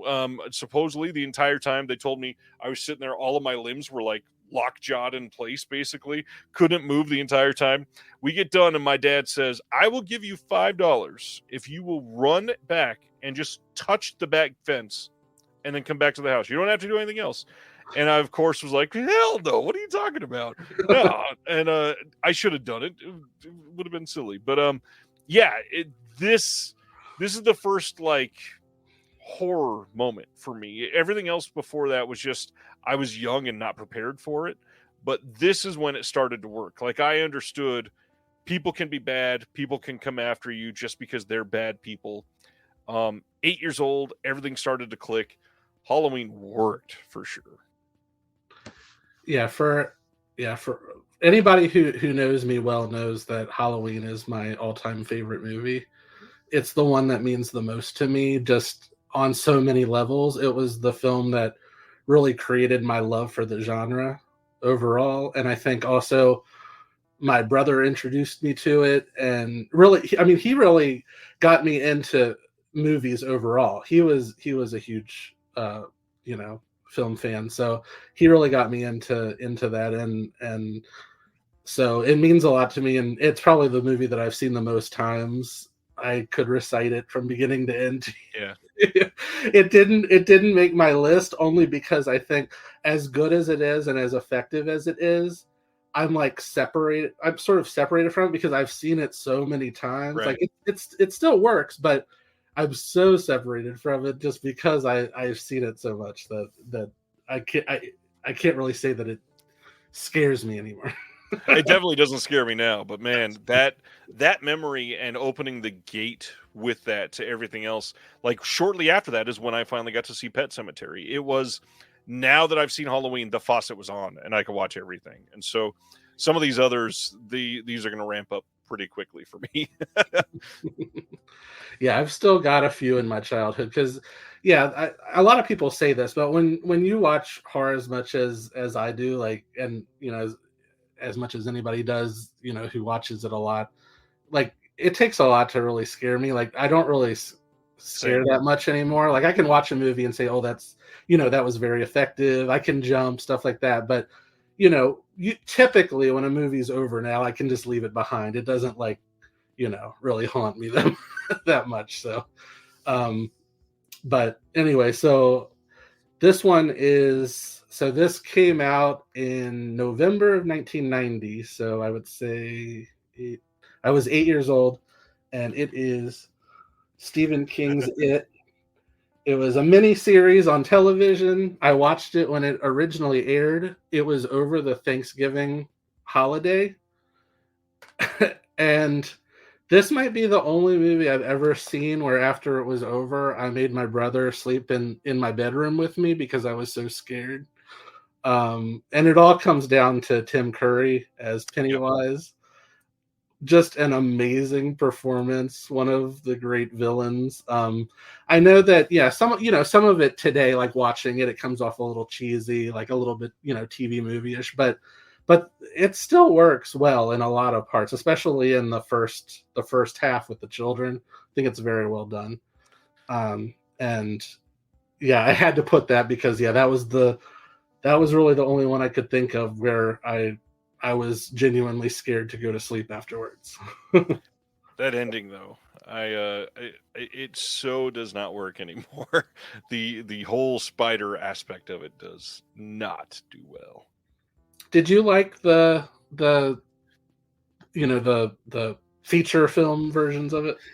I am a rare defender of both parts. I think Chapter 1 is much better than the second one, but I think that the second one worked for me as well. I didn't love it like I loved the first one, but I think that it was decent, and I really like what they did with the deadlights, and the ending was clearly a better ending because of what they could do with technology and stuff Right. than the one in the 90s. However, I do understand the people that hate it and how the second one they leaned on the comedy maybe more than you were ready for, but hell of a cast. I thought it was directed pretty well. Yeah. Oh yeah, I'm a defender of both of them. I agree. And yeah, if the second part of the miniseries isn't as good as the first, I feel like they did a really good job of improving upon it. And Ryan in the comments says, I can confirm the new It's play well with 13-year-olds. That's exactly what it needed to be. Oh, I can imagine. All right. I'm on number 4. Okay, so Halloween opened everything for me. I started watching stuff like Pet Sematary, some of the others from like the 60s and 70s that were a little more low-key, and that led me to finding the tapes on my mom's shelf of the Omen franchise. And so my number 4 is the Omen, because this thing fucking got to me. At this age, my parents had already sort of indoctrinated me into religion a little bit, and I was, thinking I was knowing more and learning more about that side of thing. And then watching the fact that spirituality in a film can cause somebody to essentially lose their damn mind and make so many things in this film just be terrifying really got to me. So Siminer's already quoted it. The suicide scene in the first Omen movie was crazy. We lived in the desert in California, and that area gets a lot of crazy storms. So like beautiful lightning storms are a common thing. And in this first movie where there's this freak storm and suddenly the steeple pole lightning rod thing that gets blown off and it literally impales the priest, that scene fucked me up too, because it was like, man, we get windy here, there's lightning, there's so much stuff that can go wrong. Everything about this movie was just like out of my control, and that was the worst part of this movie for me. And honestly, that's why I still love all 4 of the Omen films. They all have some aspect that is creepy beyond belief. This whole fanatic aspect of worshiping somebody and having them control your decisions just does not work for me. And so the Omen, it stuck with me for ages. Watched all of them with my mom, loved them all on first watch. Sure, the third and fourth one, probably not great nowadays. The last time I watched them, I went, ooh, these are worse than I remember. But they're still fun. I mean, even like some of the aspects that are like quick scenes that they threw in the first one to just like throw in some exposition. This first film is done so well. It is directed masterfully, lots of tension. Absolutely love it.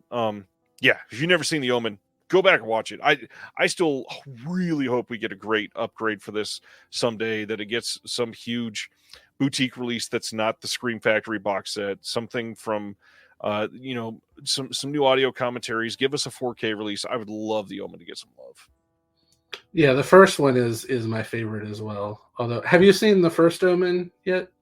It's the only one I've not seen. I saw the remake. I've not checked out the one from this year. Yeah, I think you'll really like it. It was better than I feel like a lot of people were anticipating. We, unlike many people who chose the first Omen over this, my wife and I chose to go see Immaculate instead of the first Omen, which I loved Immaculate. So yeah.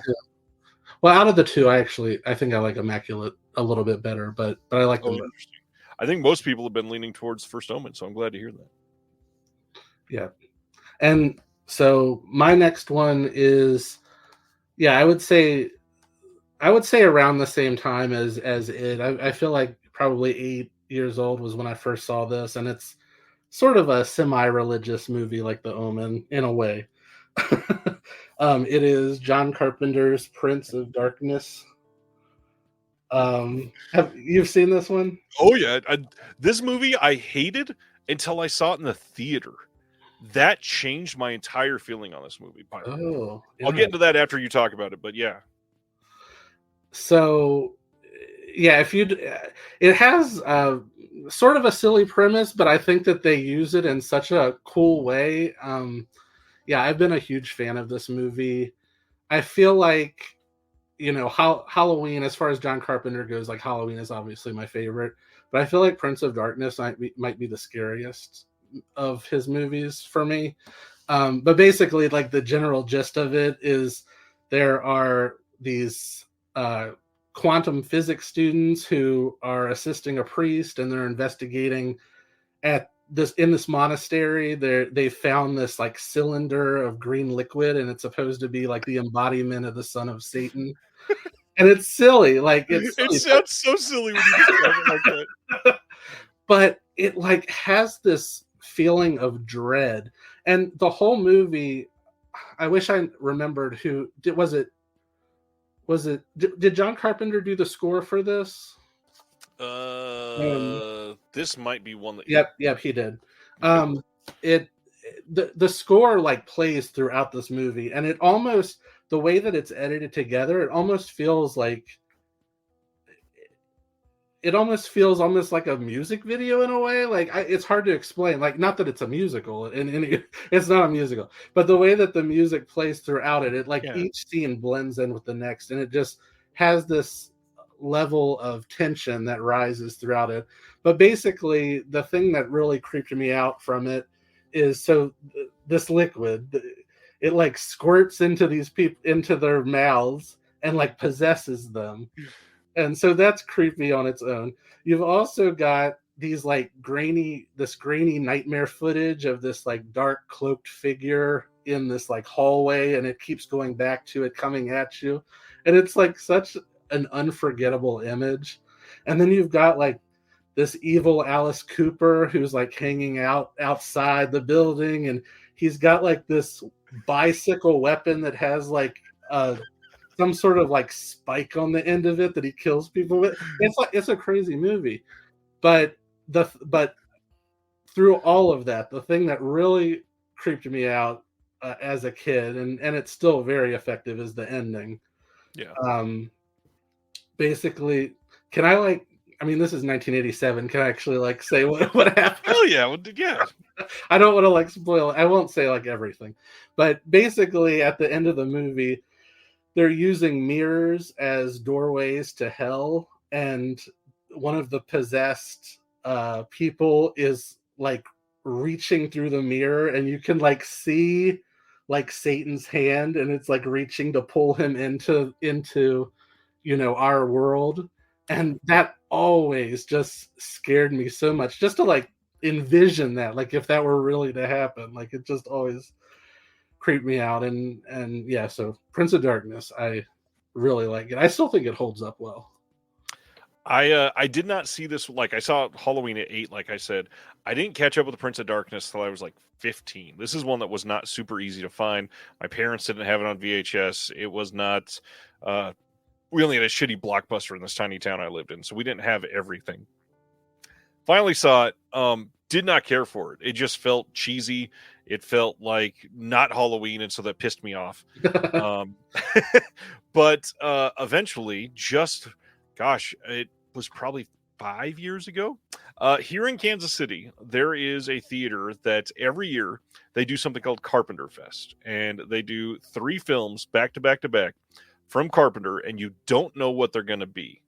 So you show up, and I think they've done it 6 times, so they've repeated some of the films. But Prince of Darkness was, I believe, the second film of a triple feature. It was Assault on Precinct 13. It was Prince of Darkness, and then it was They Live, I believe. And Prince of Darkness, on a theater screen in a room full of Carpenter fans, fucking works. Everything about having it in full screen in higher fidelity than I had been seeing at home, absolutely just infiltrated you in a way that it didn't do previously for me. Some of the scenes that I thought were almost laugh worthy before were some of the creepiest scenes in this.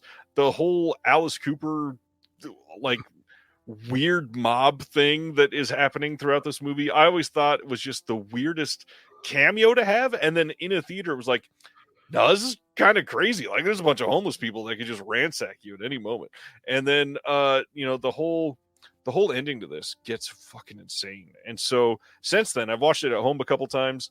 This movie rules. It is so much better than I used to think it was. Love Prince of Darkness. So glad that you had on. I'm so glad you came around to it. That reminds me of, I saw the other, besides Halloween and Prince of Darkness, my other I love The Thing, but my other real favorite is The Fog. And I saw that in the theater. Like, I had seen it so many times by myself on physical media. And then a few years ago, I saw it around like the Halloween season, and it came. I saw it on the big screen, and yeah, it was the same way. Like, with a room full of people, and a lot of people probably hadn't seen it before, and a lot of people were familiar with it, and just the reactions to it, like it just almost felt like watching it again for the first time, and it really did have a huge effect, just seeing it that way. And I always loved John Carpenter. There was just a couple that never really stuck for me, and I'm so glad that this one does now. It's great. So I saw The Omen. Like I said, I was probably 9 or 10 when I saw that, and then a couple years later, I get into that age where you think you are hot shit, and everybody around you is, talking about the craziest things they've seen, and you start venturing out into that world of, I have to see extreme movies. And of course, in the mid-90s, when everybody's talking about extreme movies, I had to watch Cannibal Holocaust. And being in a family that loved animals, being in a family that, I was around 11 or 12. So this was right around like when Blair Witch Project was about to be coming out. The whole realism aspect of Cannibal Holocaust fucked me up when I first saw this. It was like, I just watched people die. This was absolutely a snuff film, and they killed all these animals, and I hate everything now. This movie haunted me for a long time. And what's odd, too, is like I said, I grew up in a very small town in the desert. I frequently would be somebody that would literally just tell my parents, I'm going out in the desert and be gone for 7 hours, and then come home for dinner time. It was that sort of town. I lived that life a lot. I would come across like this tortoise died and was fully eaten by a vulture, and see just random things out in the middle of the desert. And it reminded me of this film. And so for years, this thing weighed heavy on me. I like it a lot more now because I understand so much more of it, but still don't love this movie. Not that it is scary to me necessarily now, but man, the whole animal aspect of it really messes me up. I still can't believe that the amount of animal abuse in some of these movies. Like, I've not watched Calamity of Snakes from Unearthed yet because I bought it because I wanted to, and then hearing some of my friends review it, I was like, yeah, I don't know that I want to watch 1,000 snakes be killed. Yeah, going to that, I couldn't bring myself to buy Calamity of Snakes. Like, I'm usually all over every snake movie. Snakes are one of my great fears in life. But I love watching any movie with snakes, even though I can't stand them. But yeah, knowing that there was, even though I can't stand them, knowing there was so much cruelty to so many of them in that movie, I just couldn't bring myself to get it, because I was like, I don't think I can watch it. Like, yeah. As far as Cannibal Holocaust, I saw it one time, and I just don't think I can watch it again. I think it's well made in a certain way, and it's effective. As far as like the reality part, like, it sort of like was groundbreaking at the time. But yeah, the tortoise scene, that by itself, I can't watch it again because of that. I would have to fast forward it through that part. It's appalling. That's why I brought that up. Living in the desert, we saw tortoises all the time. We even went through the proper channels because a tortoise was living in our front yard. We went to the Bureau of Land Management and got a permit to keep it as a pet. We loved animals so much. It is appalling to watch the tortoise scene.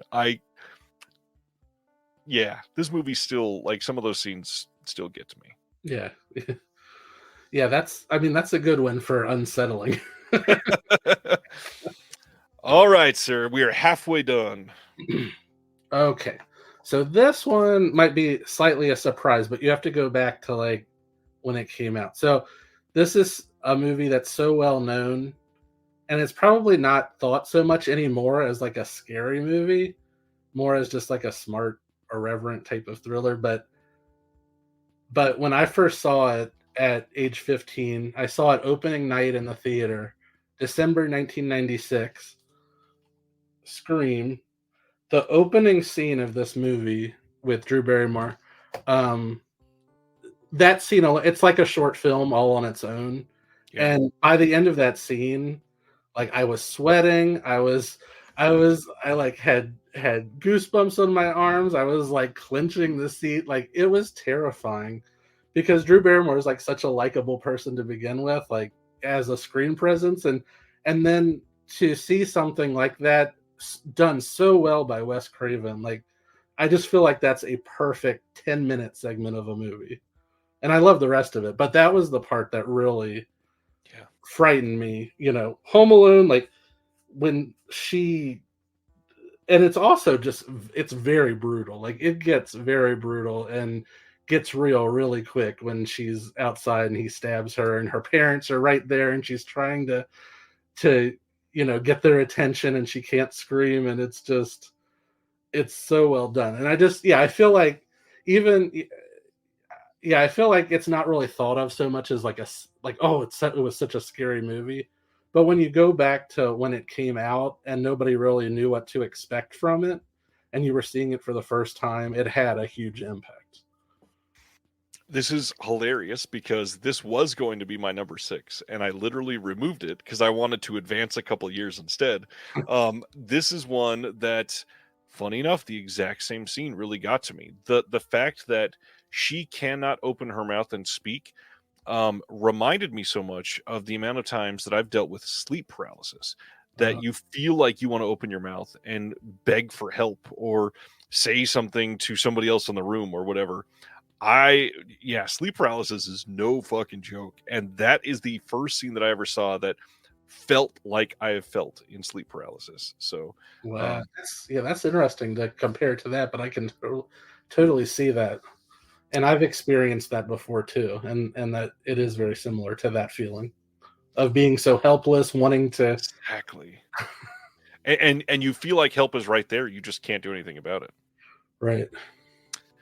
So, this is such a weird transition. My first one that's technically not a horror film, but also very much a horror film. My number 6 is here because it is a very manipulative film.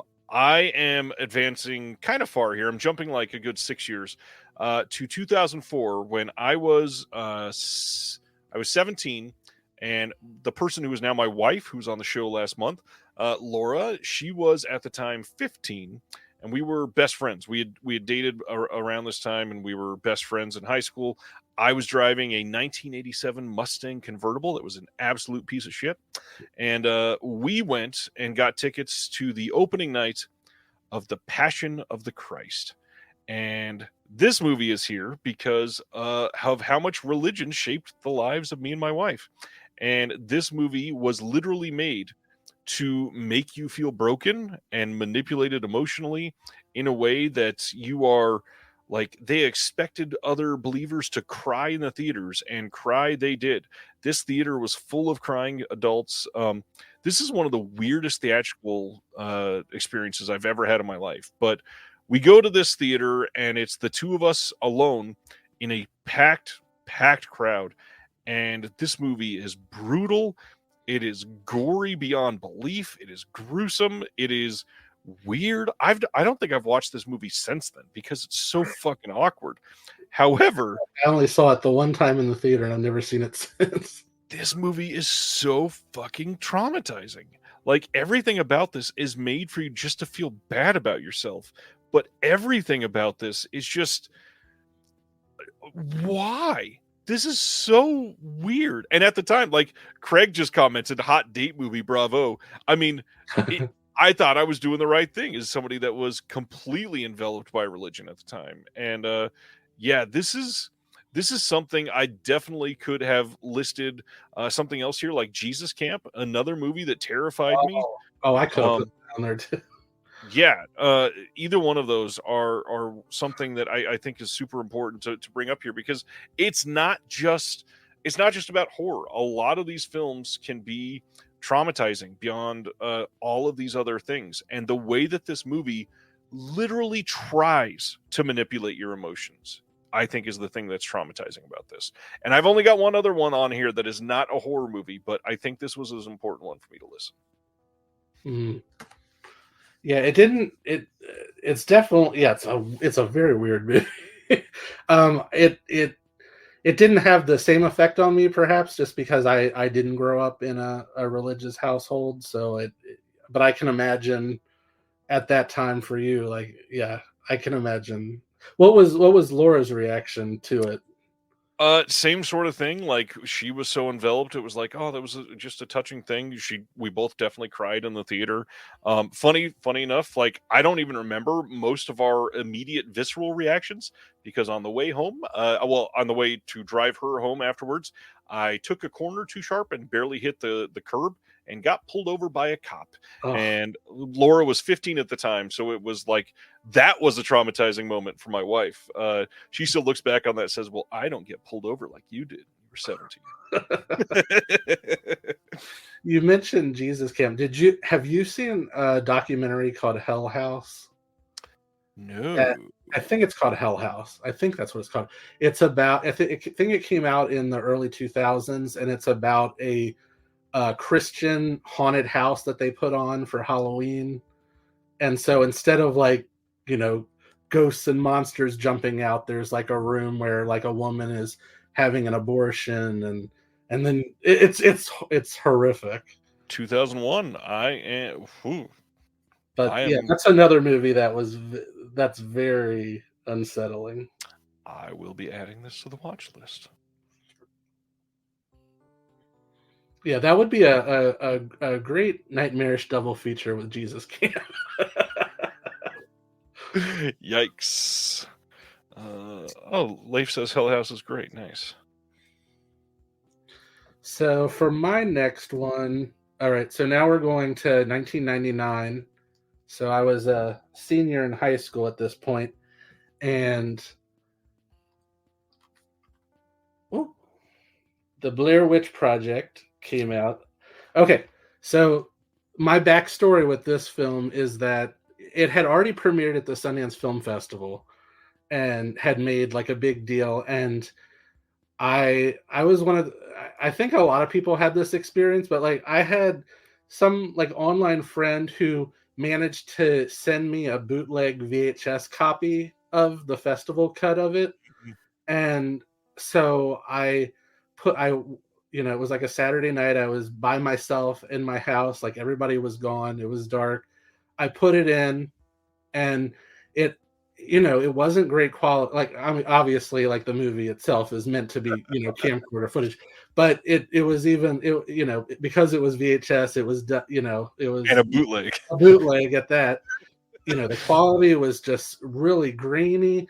It had like the sound wasn't that great. There was, like, in some of the scenes where they're, like, in the tent and they can hear sounds outside, there's sounds that I heard that are terrifying in a way that they don't exist in the theatrical cut, because before it finally got released wide in theaters, they, like, redid the whole sound of the film. And I think they sort of, like, messed it up a little bit, because that version of it that I saw on that bootleg VHS, I don't remember ever being as scared of a movie as I was of that. When it was over, I was still by myself at my house, and I remember it was dark in my house, and I remember, like, running past, like, the doorways to the bedrooms and stuff, because I was, like, afraid something was gonna, like, pop out at me. It just really affected me in such a big way. It felt, I knew going into it that it was fiction. Like, I knew that it was actors. I wasn't, someone who fell for it and thought that it was real. But But yeah, I also at that point just hadn't seen something that realistic, that felt real. It felt like it was just real footage that had been found Yeah. of these hikers. And so when it came out several months later, it was released in theaters. I was so excited. I had like a Blair Witch Project t-shirt. I like wore it to the theater. It was a sold out crowd. I was so excited to watch it like that. Number one, I mean, I still think I still love the film and I've gotten used to it. But like number one, they had cut out some parts from the festival cut. And so it like was heartbreaking when they like cut out these parts that I had remembered so well. But the main thing that really ruined it for me in the theater was the crowd was like laughing at it. They were like catcalling it. Like it was a horrible experience and it completely ruined the effect of it. And so there's just no way to recreate that first time that I saw it months before it came out in that fashion and how much it affected me. There's also no way to recreate the marketing that happened for this movie. This will never be able to happen like this again. I think the only thing that's ever really come close is Cloverfield, probably. And it's interesting that they're both found footage, I guess. But what's more interesting is that the internet has taken away the ability for something to ever spread the way that this did in such a unique and organic way. This movie was everywhere in a way that other films were not ready for yet. They tried to get that feeling with something like Paranormal Activity, but it just wasn't the same. It wasn't organic. You can feel that it was slightly studio mustard, essentially. And yet the way that this thing worked from the festival cut all the way up, I mean, the number of bootleg tapes of this film had to be literally like multiple millions of tapes. It's crazy how this thing spread. And the fact that even with that, the fact that it blew up and was such a huge hit like that, I mean, yeah, you just can't really recreate it quite like that again. Like and still had so many people thinking that it was real and that it was never going to come out, but these kids were definitely dead. And even though you could literally see them at the premiere, like, of course, it wasn't that. Anyways, and I grew up in a town that is about a half hour away from Burkittsville. So I was always going there. Like after the movie, like I visited the cemetery, the different shooting locations. And yeah, it was just cool that I think that also added to it was that I knew that I lived so close to where it was shot. Right. Set. Well, funny enough, that last sentence is the perfect segue to my next one. I have mentioned multiple times tonight, grew up in the desert in California, and being in California, a lot of these films that are, from creators living in LA, they need a unique place to shoot. Lots of things shoot in the high desert in California. And so things like Kill Bill Volume 2 filmed in my hometown when I was younger. I still remember there was like a week where they were set up for the mobile home scene where they let the snake loose in the mobile home.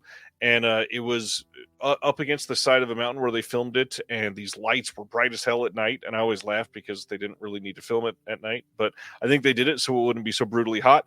But there's a couple of other films that were filmed near there and were terrifying. And the one that really stuck with me because it feels like it could just be out in the middle of nowhere near my house was the remake for The Hills Have Eyes, which still has sunk into a deep place in me and will never leave. This movie is so scuzzy and just gross and unexpected. I mean, like, and you don't expect that from a remake, like you would, right? You get like one of the villains from this family, clan, group, whatever, like licking one of the victims' faces. And even that moment was just like, you're crossing so many boundaries. I wasn't even ready for the sexual assault after that, but so much of this is just no one is holding back. This movie goes to everywhere that the original film really wished it would have. Absolutely adore this movie. It is, I hate to say, all the people that are Craven apologists, this movie is 100 times better than the original. It is so much better at fulfilling that insane, creepy, nuclear fallout feeling that they really wanted in the original. And what's crazy, I have already mentioned in the show tonight that I was the exploring type. I would go walk out through the desert, be gone for hours, turn over random rocks hoping to find a scorpion. I was that kind of an idiot. And so I would go hiking up a hill and find some homeless person's little hideout where they were storing things. There were many times I probably should have been hurt.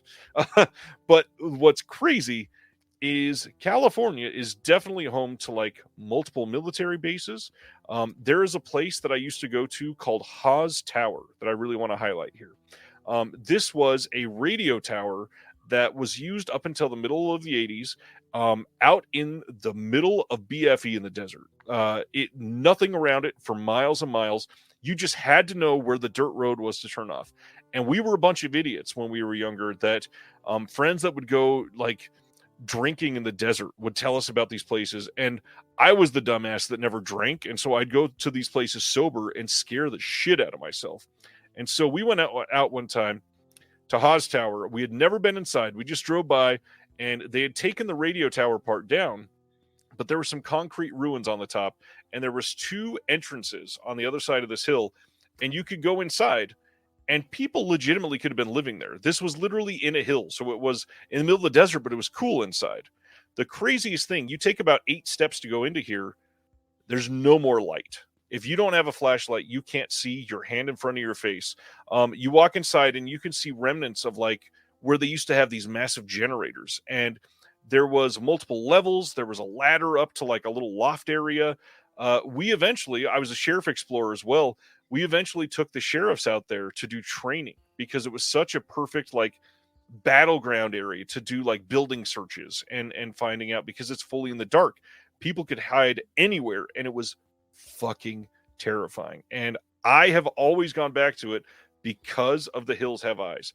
Everything about this is just crazy. But to finish this off, again, my now wife and I have so many random things like this that have happened. There was one night, 4 of us were just hanging out. Again, we weren't drinkers or anything like that. We were just like, we're bored. Let's go find something stupid to do. We were like, let's go to Haas Tower. And one of them said, no, we've been there a couple times. Let's go this other place. Come to find out, somebody else had gone to Haas Tower that night. We almost did, and shot another dude that he went out there with. And we would have been there the exact same time as him. He got arrested, and so many things have happened at that place. They went in and imploded it about a handful of years ago. It is fully blocked off. Everything's gone now, but one of the most terrifying areas of my life when I was younger. Used to go there all the time. I don't know why. I was a weird kid. I love that story.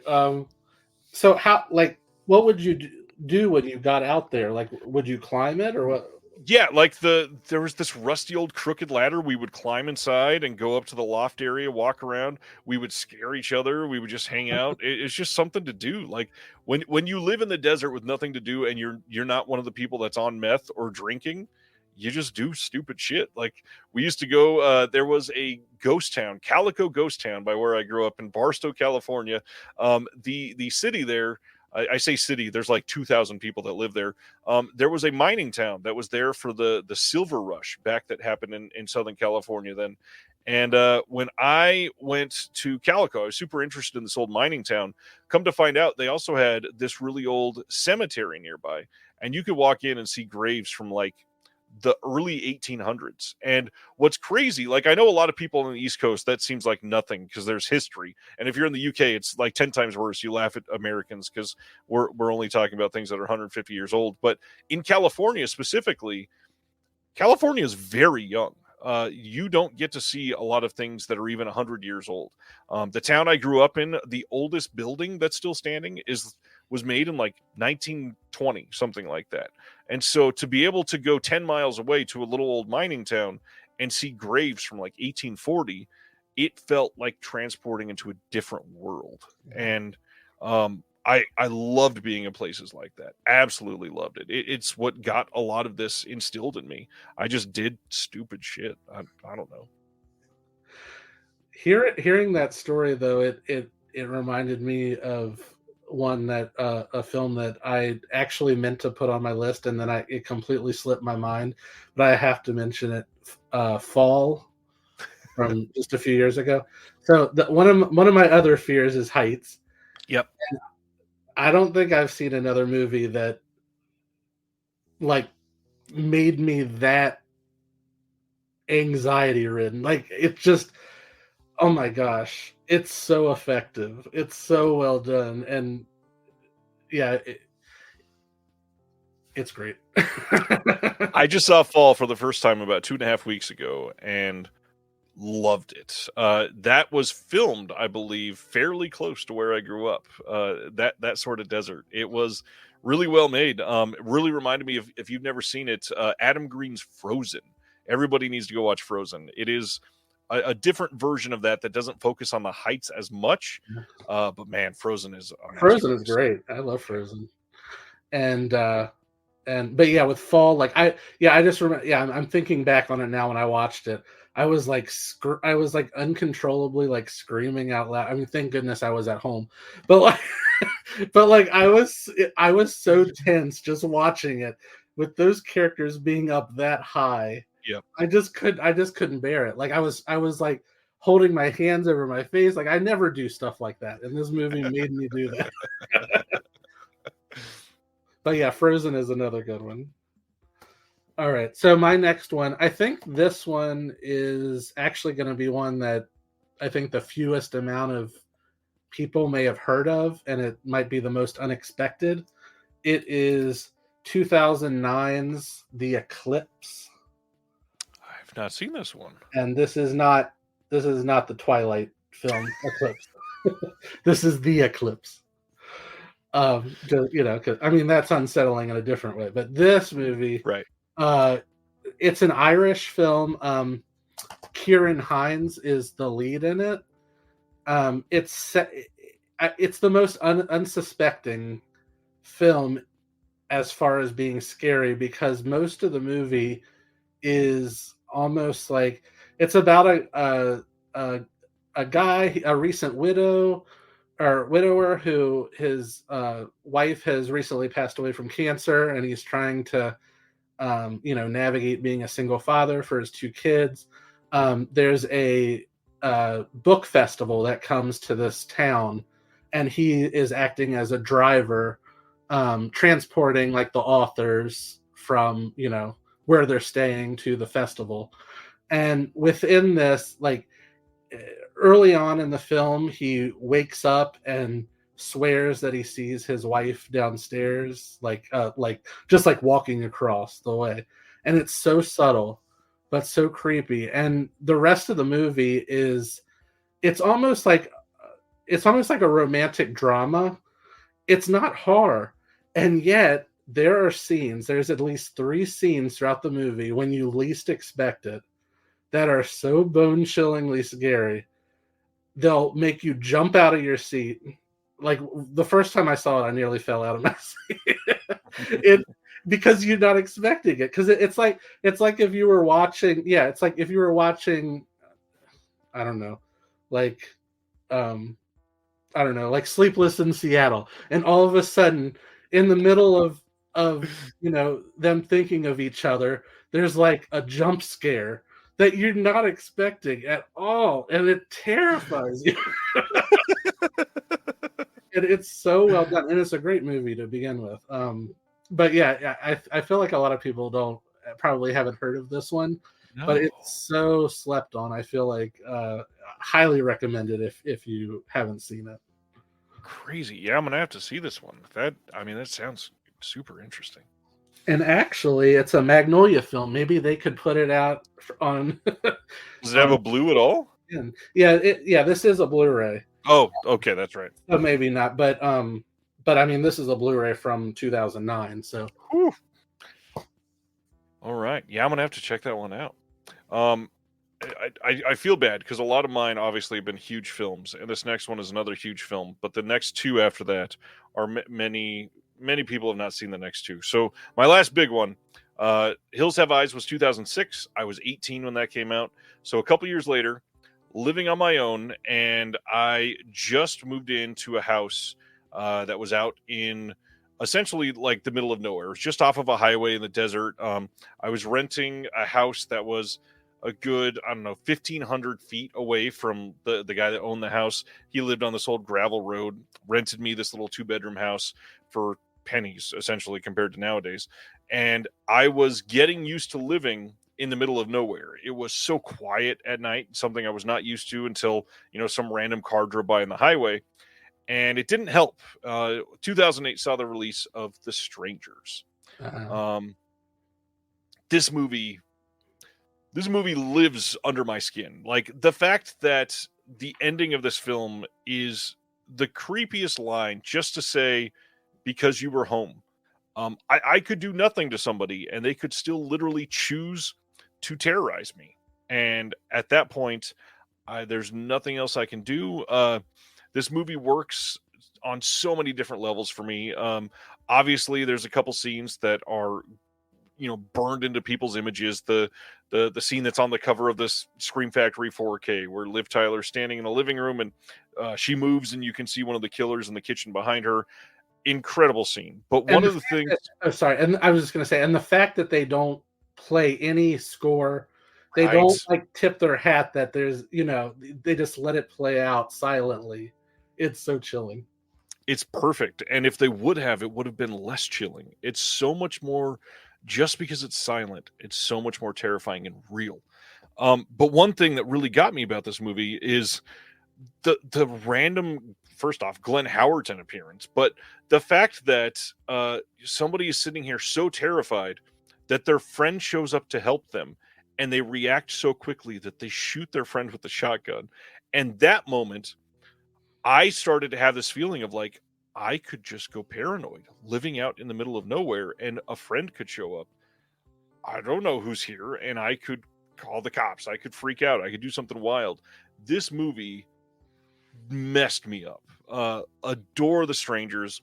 So glad that this has become something that people have latched onto. Still really like the sequel. I did not see the one from this year. I love the sequel. The sequel is great. I wish Christina Hendricks would have been in it longer. But like the fact that in the sequel they show a child's parents being murdered right in front of their face in the first 15 minutes of the movie, and they're expected to fight to survive the rest of the film, is insane. Obviously, the pool scene is great, but the whole film is great, and everybody just wants to harp on the 80s neon of the pool scene. Watch the rest of the movie. The movie is fantastic. It's just nothing like the first film, and that's okay. And it has a great soundtrack. It does. And it's so stylish. Like, that director, I think his name's like Johan Roberts or something like that.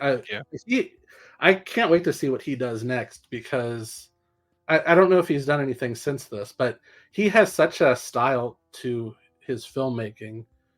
And it almost reminded me of John Carpenter. He's the guy that did 47 meters down and 47 meters down Uncaged. I saw 47 meters down. It was pretty good. Good movie. Yeah, I love The Strangers. Yeah, I agree with everything you said. It's certainly one of the best home invasion films, and I think those are honestly I've always said that as far as subgenres of horror go, home invasion is the scariest to me, because it just feels so real. It feels like it could really happen, and there's so many times that my mind gets carried away and I imagine people coming into the house while I'm asleep, and I probably shouldn't do that. It's because of The Strangers that I think that. Yeah. Good movie. All right, so my next one, and yeah, we're firmly into adulthood by this point. So this one, every time I've seen, it has some of the most just crawl out of your skin, just creepy scares in it. That's just so effective, and it is the first Insidious.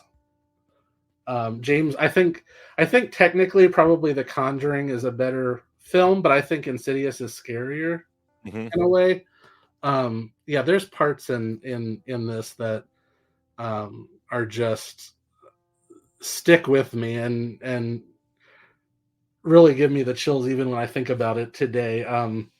One part that I just have to mention that, it just feels like something right out of my nightmares.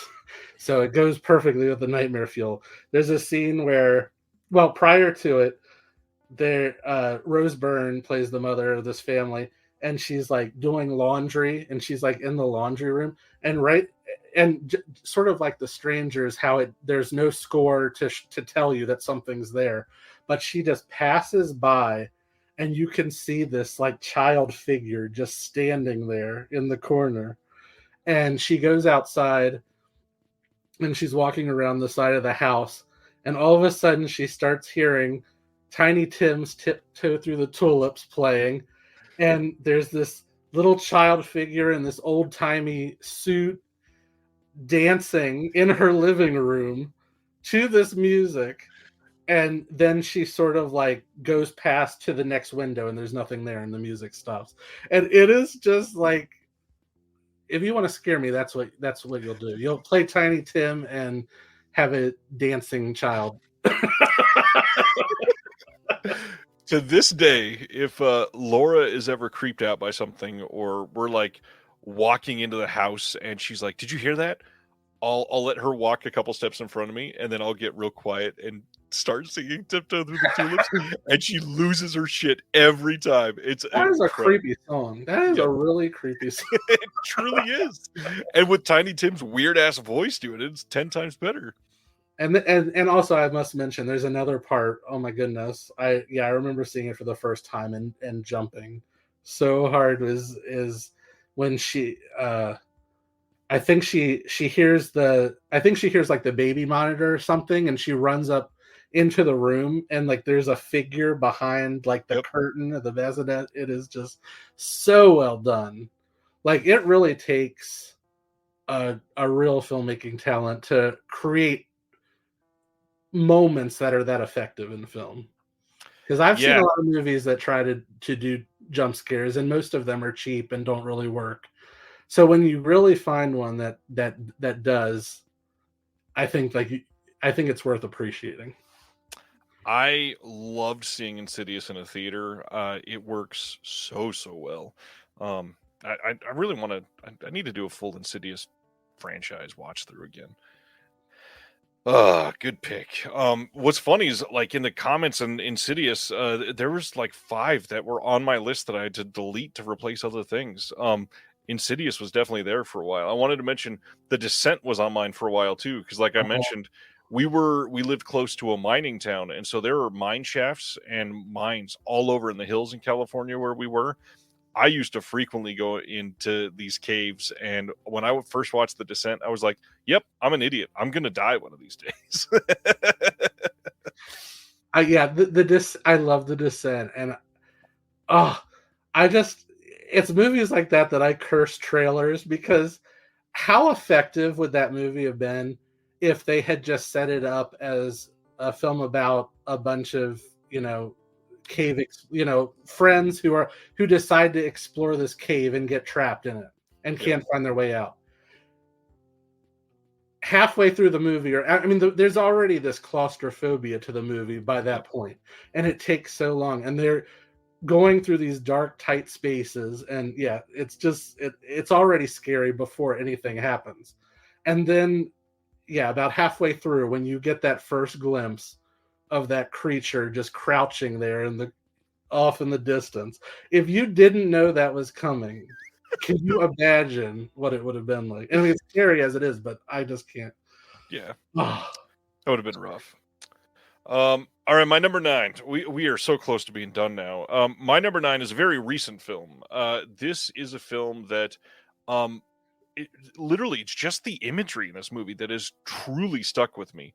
And it's an important one to bring up right now because everybody last year seemed to love When Evil Lurks.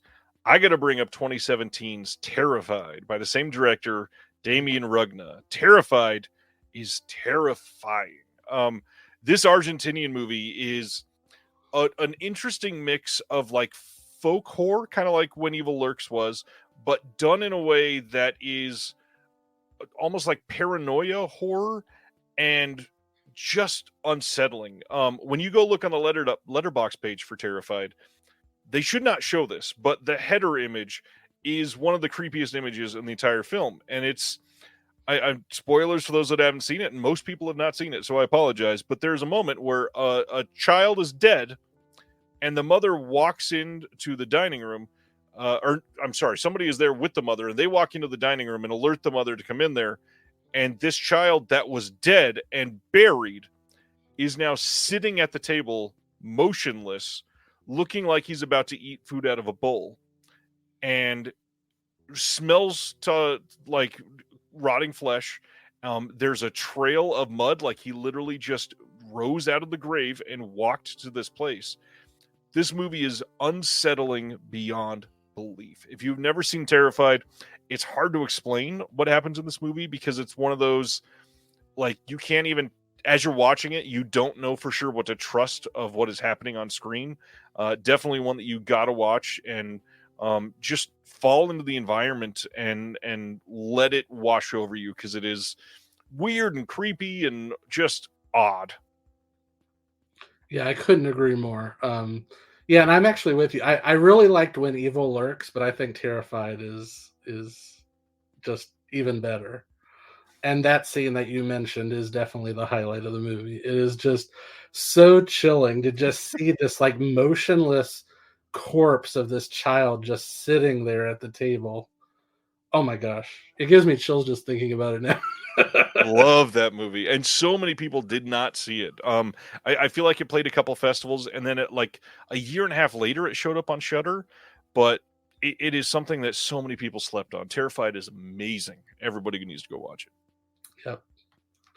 All right, my final one, and this was an easy pick for me because, like I said, movies, don't, like we talked about Terrified, like that's chilling.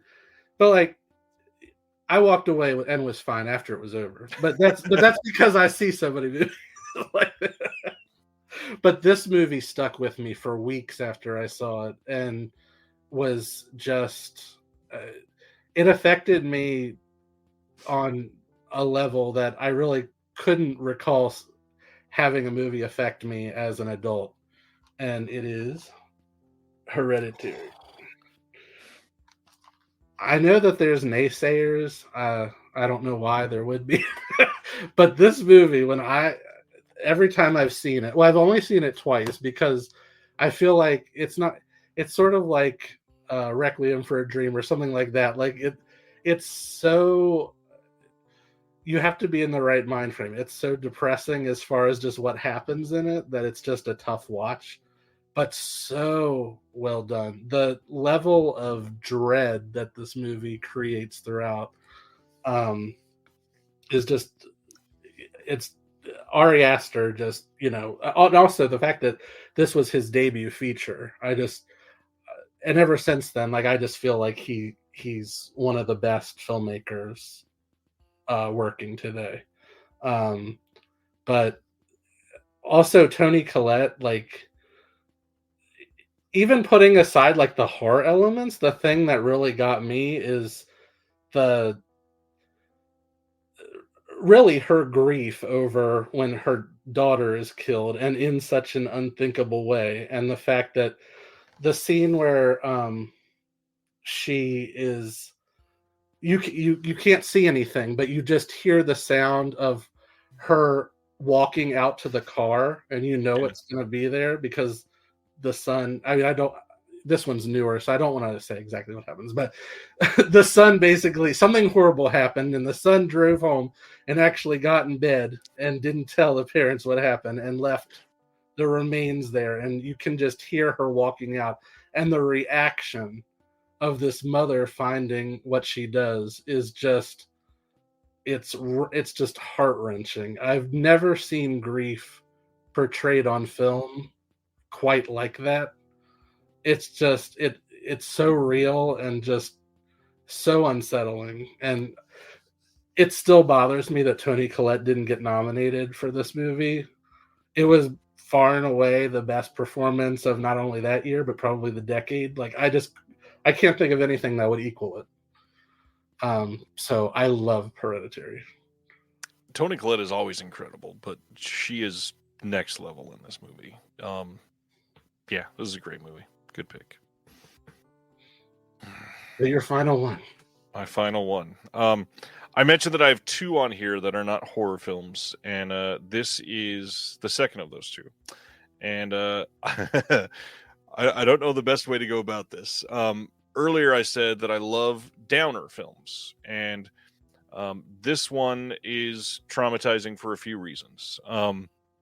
I will just say it. I do my best to make this channel and Disconnected and everything around someone's favorite productions and the Discord and the comment section on Facebook and everything a very safe, welcoming space, because I don't know what people are going through. And as somebody that's faced depression for years and had situations that I've not loved and realized that trauma can do so many different things to fuck you up. Having kids was something that I looked forward to, and I'm glad that I have kids.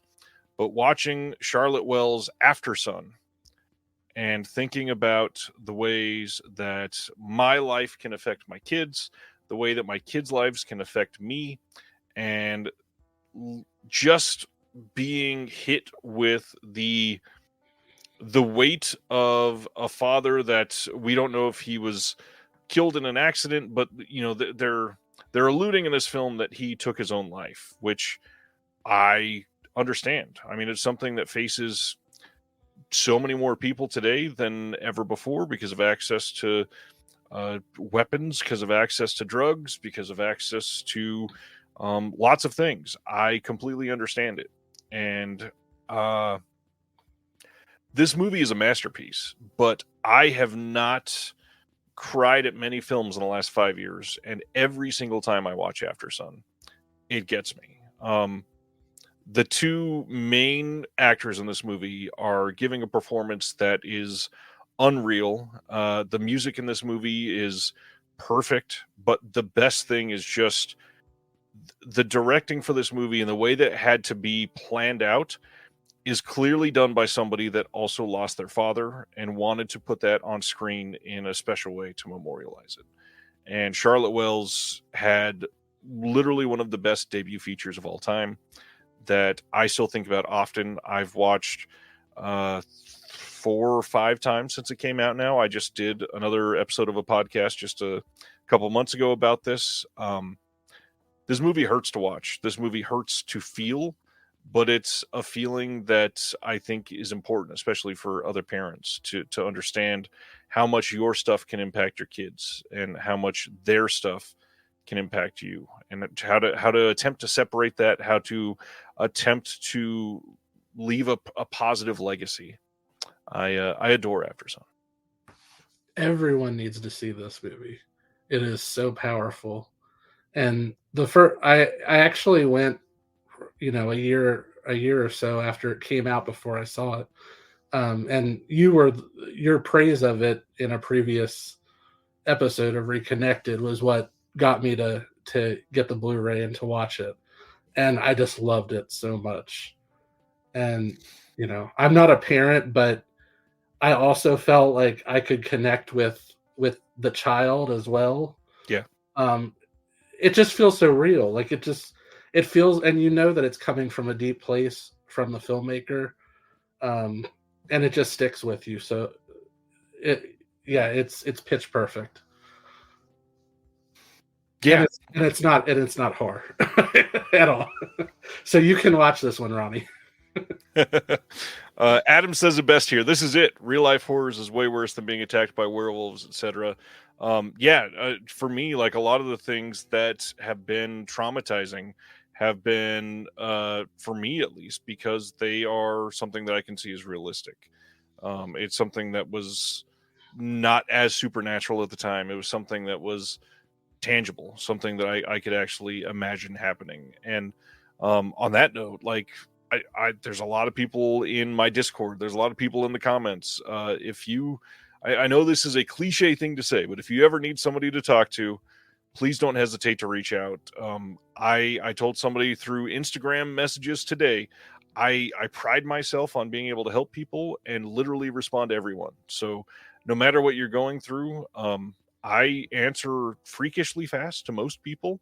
I even though I am a busy person, I know that you matter, and I know that you matter to me. And I have done my best to make sure that people feel validated in their feelings when being around me. So if you ever need somebody to talk to, please don't hesitate to reach out. I know when I text you, you answer right away.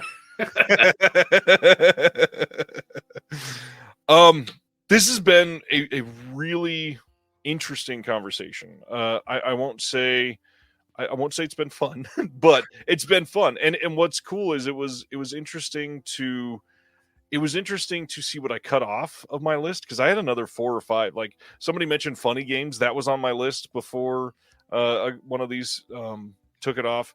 Like I said, The Descent was on there. There's a handful that easily could have been on here. I have 5 honorable mentions. I can just toss them out real quick. Shoot, do it. Alice, Sweet Alice. Have you seen that one? Alice, Sweet Alice rules. That was another one that I saw very young. Watching a very little Brooke Shields at her communion being strangled to death by what you think is her masked sister and then being burned. It is like, yeah, that's also nightmare fuel for a child watching that. And then The Exorcist 3, solely for the great hallway hospital scene. Yep. Have to say that. Halloween 3, the scene, also as a child, the scene where the family is taking the tour of the mask factory, and they're taken to the room to watch like promos for these masks, and the little boy puts on the mask and it causes bugs and snakes to come out of the eyes, and they crawl, and the family is trapped in this room, and within minutes all 3 of them are killed by these reptiles and bugs and stuff. And that always got to me when I was little. And then finally, the last ones, I'll say A Nightmare on Elm Street, the first one. That is, I love the first A Nightmare on Elm Street. Especially the scene with Tina, her dream, seeing him with his long arms and chasing her. Love that. And then the last one, this one as an adult, Sinister. Sinister rules. The home movies that play throughout it are just so chilling. Yep. And once you see them, you can never unsee them. Yeah. Ethan Hawke is great in that movie too. Love Sinister. Love it. And then this is the very last thing I'll say. At the very beginning of the show, I said that I watched something that's going to shock everybody, because remember I said that I watched something this week that you would think that I'd seen. We went to the releases or the announcements this week before I got to say it, so I just want to say it and shock everybody. For this very week, I watched for the first time the Godfather trilogy. Nice. What did you think? Did it live up to the hype? Live up? I mean, that's impossible. Like, I almost feel like it's impossible to because I've heard so much about these movies, and you already know, even though I haven't seen it, like there's certain things about it, like the horse head in the bed, a lot of the lines that you hear, and you're like, oh, that's from that movie. But leave the cannoli, guys. Yes, exactly. But I'll say that the first 2 are absolutely great. I still loved them. Al Pacino, like I feel like in recent years, just because he's like sort of gotten a little bit eccentric, Like he's almost like Weird out. he's almost gotten to be like a caricature of himself. But Yeah. when he was younger, like he was a fantastic actor, and these movies like really show just how fine of an actor he was. And then the third one, I know a lot of people hate the third one. It's not as good as the first two, but I still really liked it.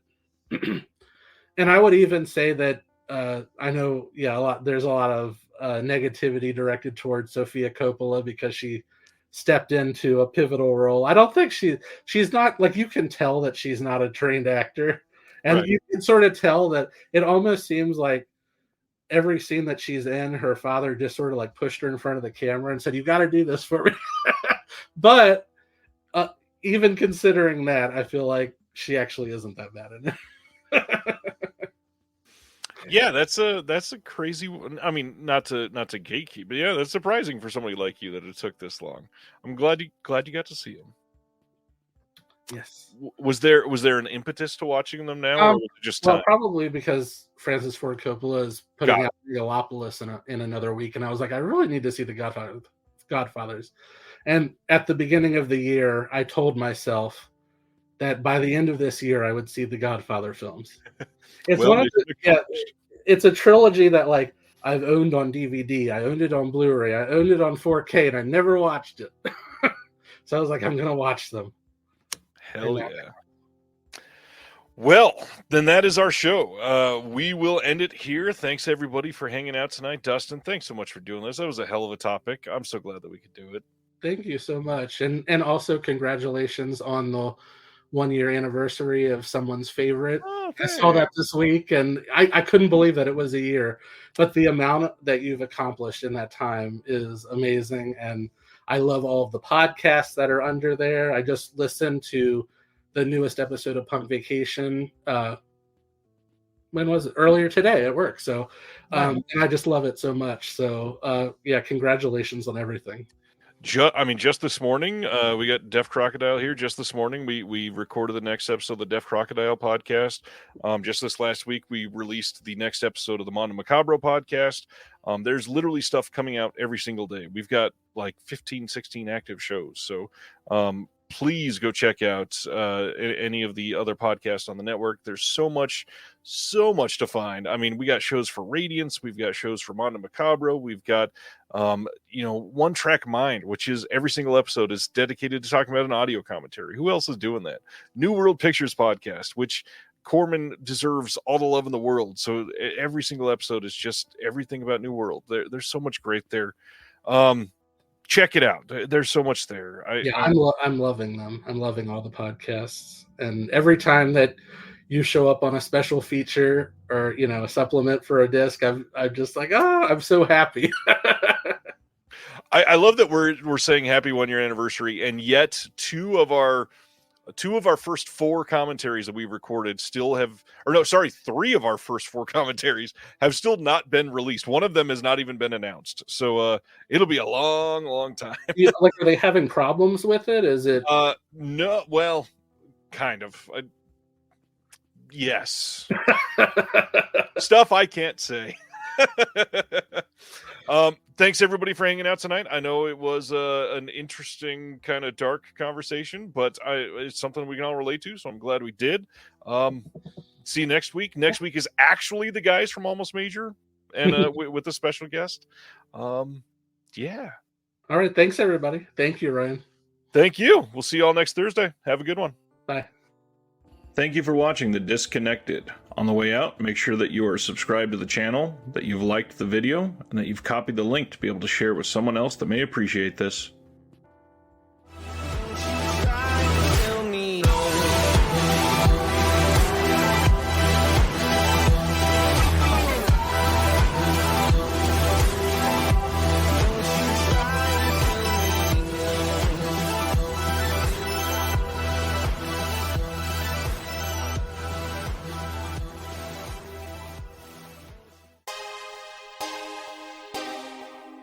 The audio commentary. It's a dying art form, but here at One Track Mind, I, your wonky yet affable host Ryan Luis Rodriguez, analyze film through the prism of these embryonic forms of podcasting, one audio commentary at a time. Masterpieces, crapster pieces, live action, animation, cult classics, films literally no one has ever heard of. No track is too small and no track is too big. Join me and my guests from the entertainment world as we keep these features alive every other Tuesday. Hey, who else is going to discuss Bill and Ted's Bogus Journey one week and Citizen Kane the next? Us, that's who.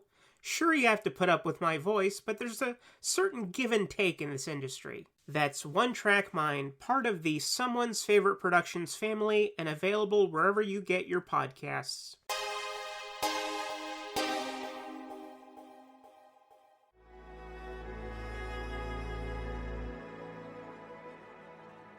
Thank you for listening.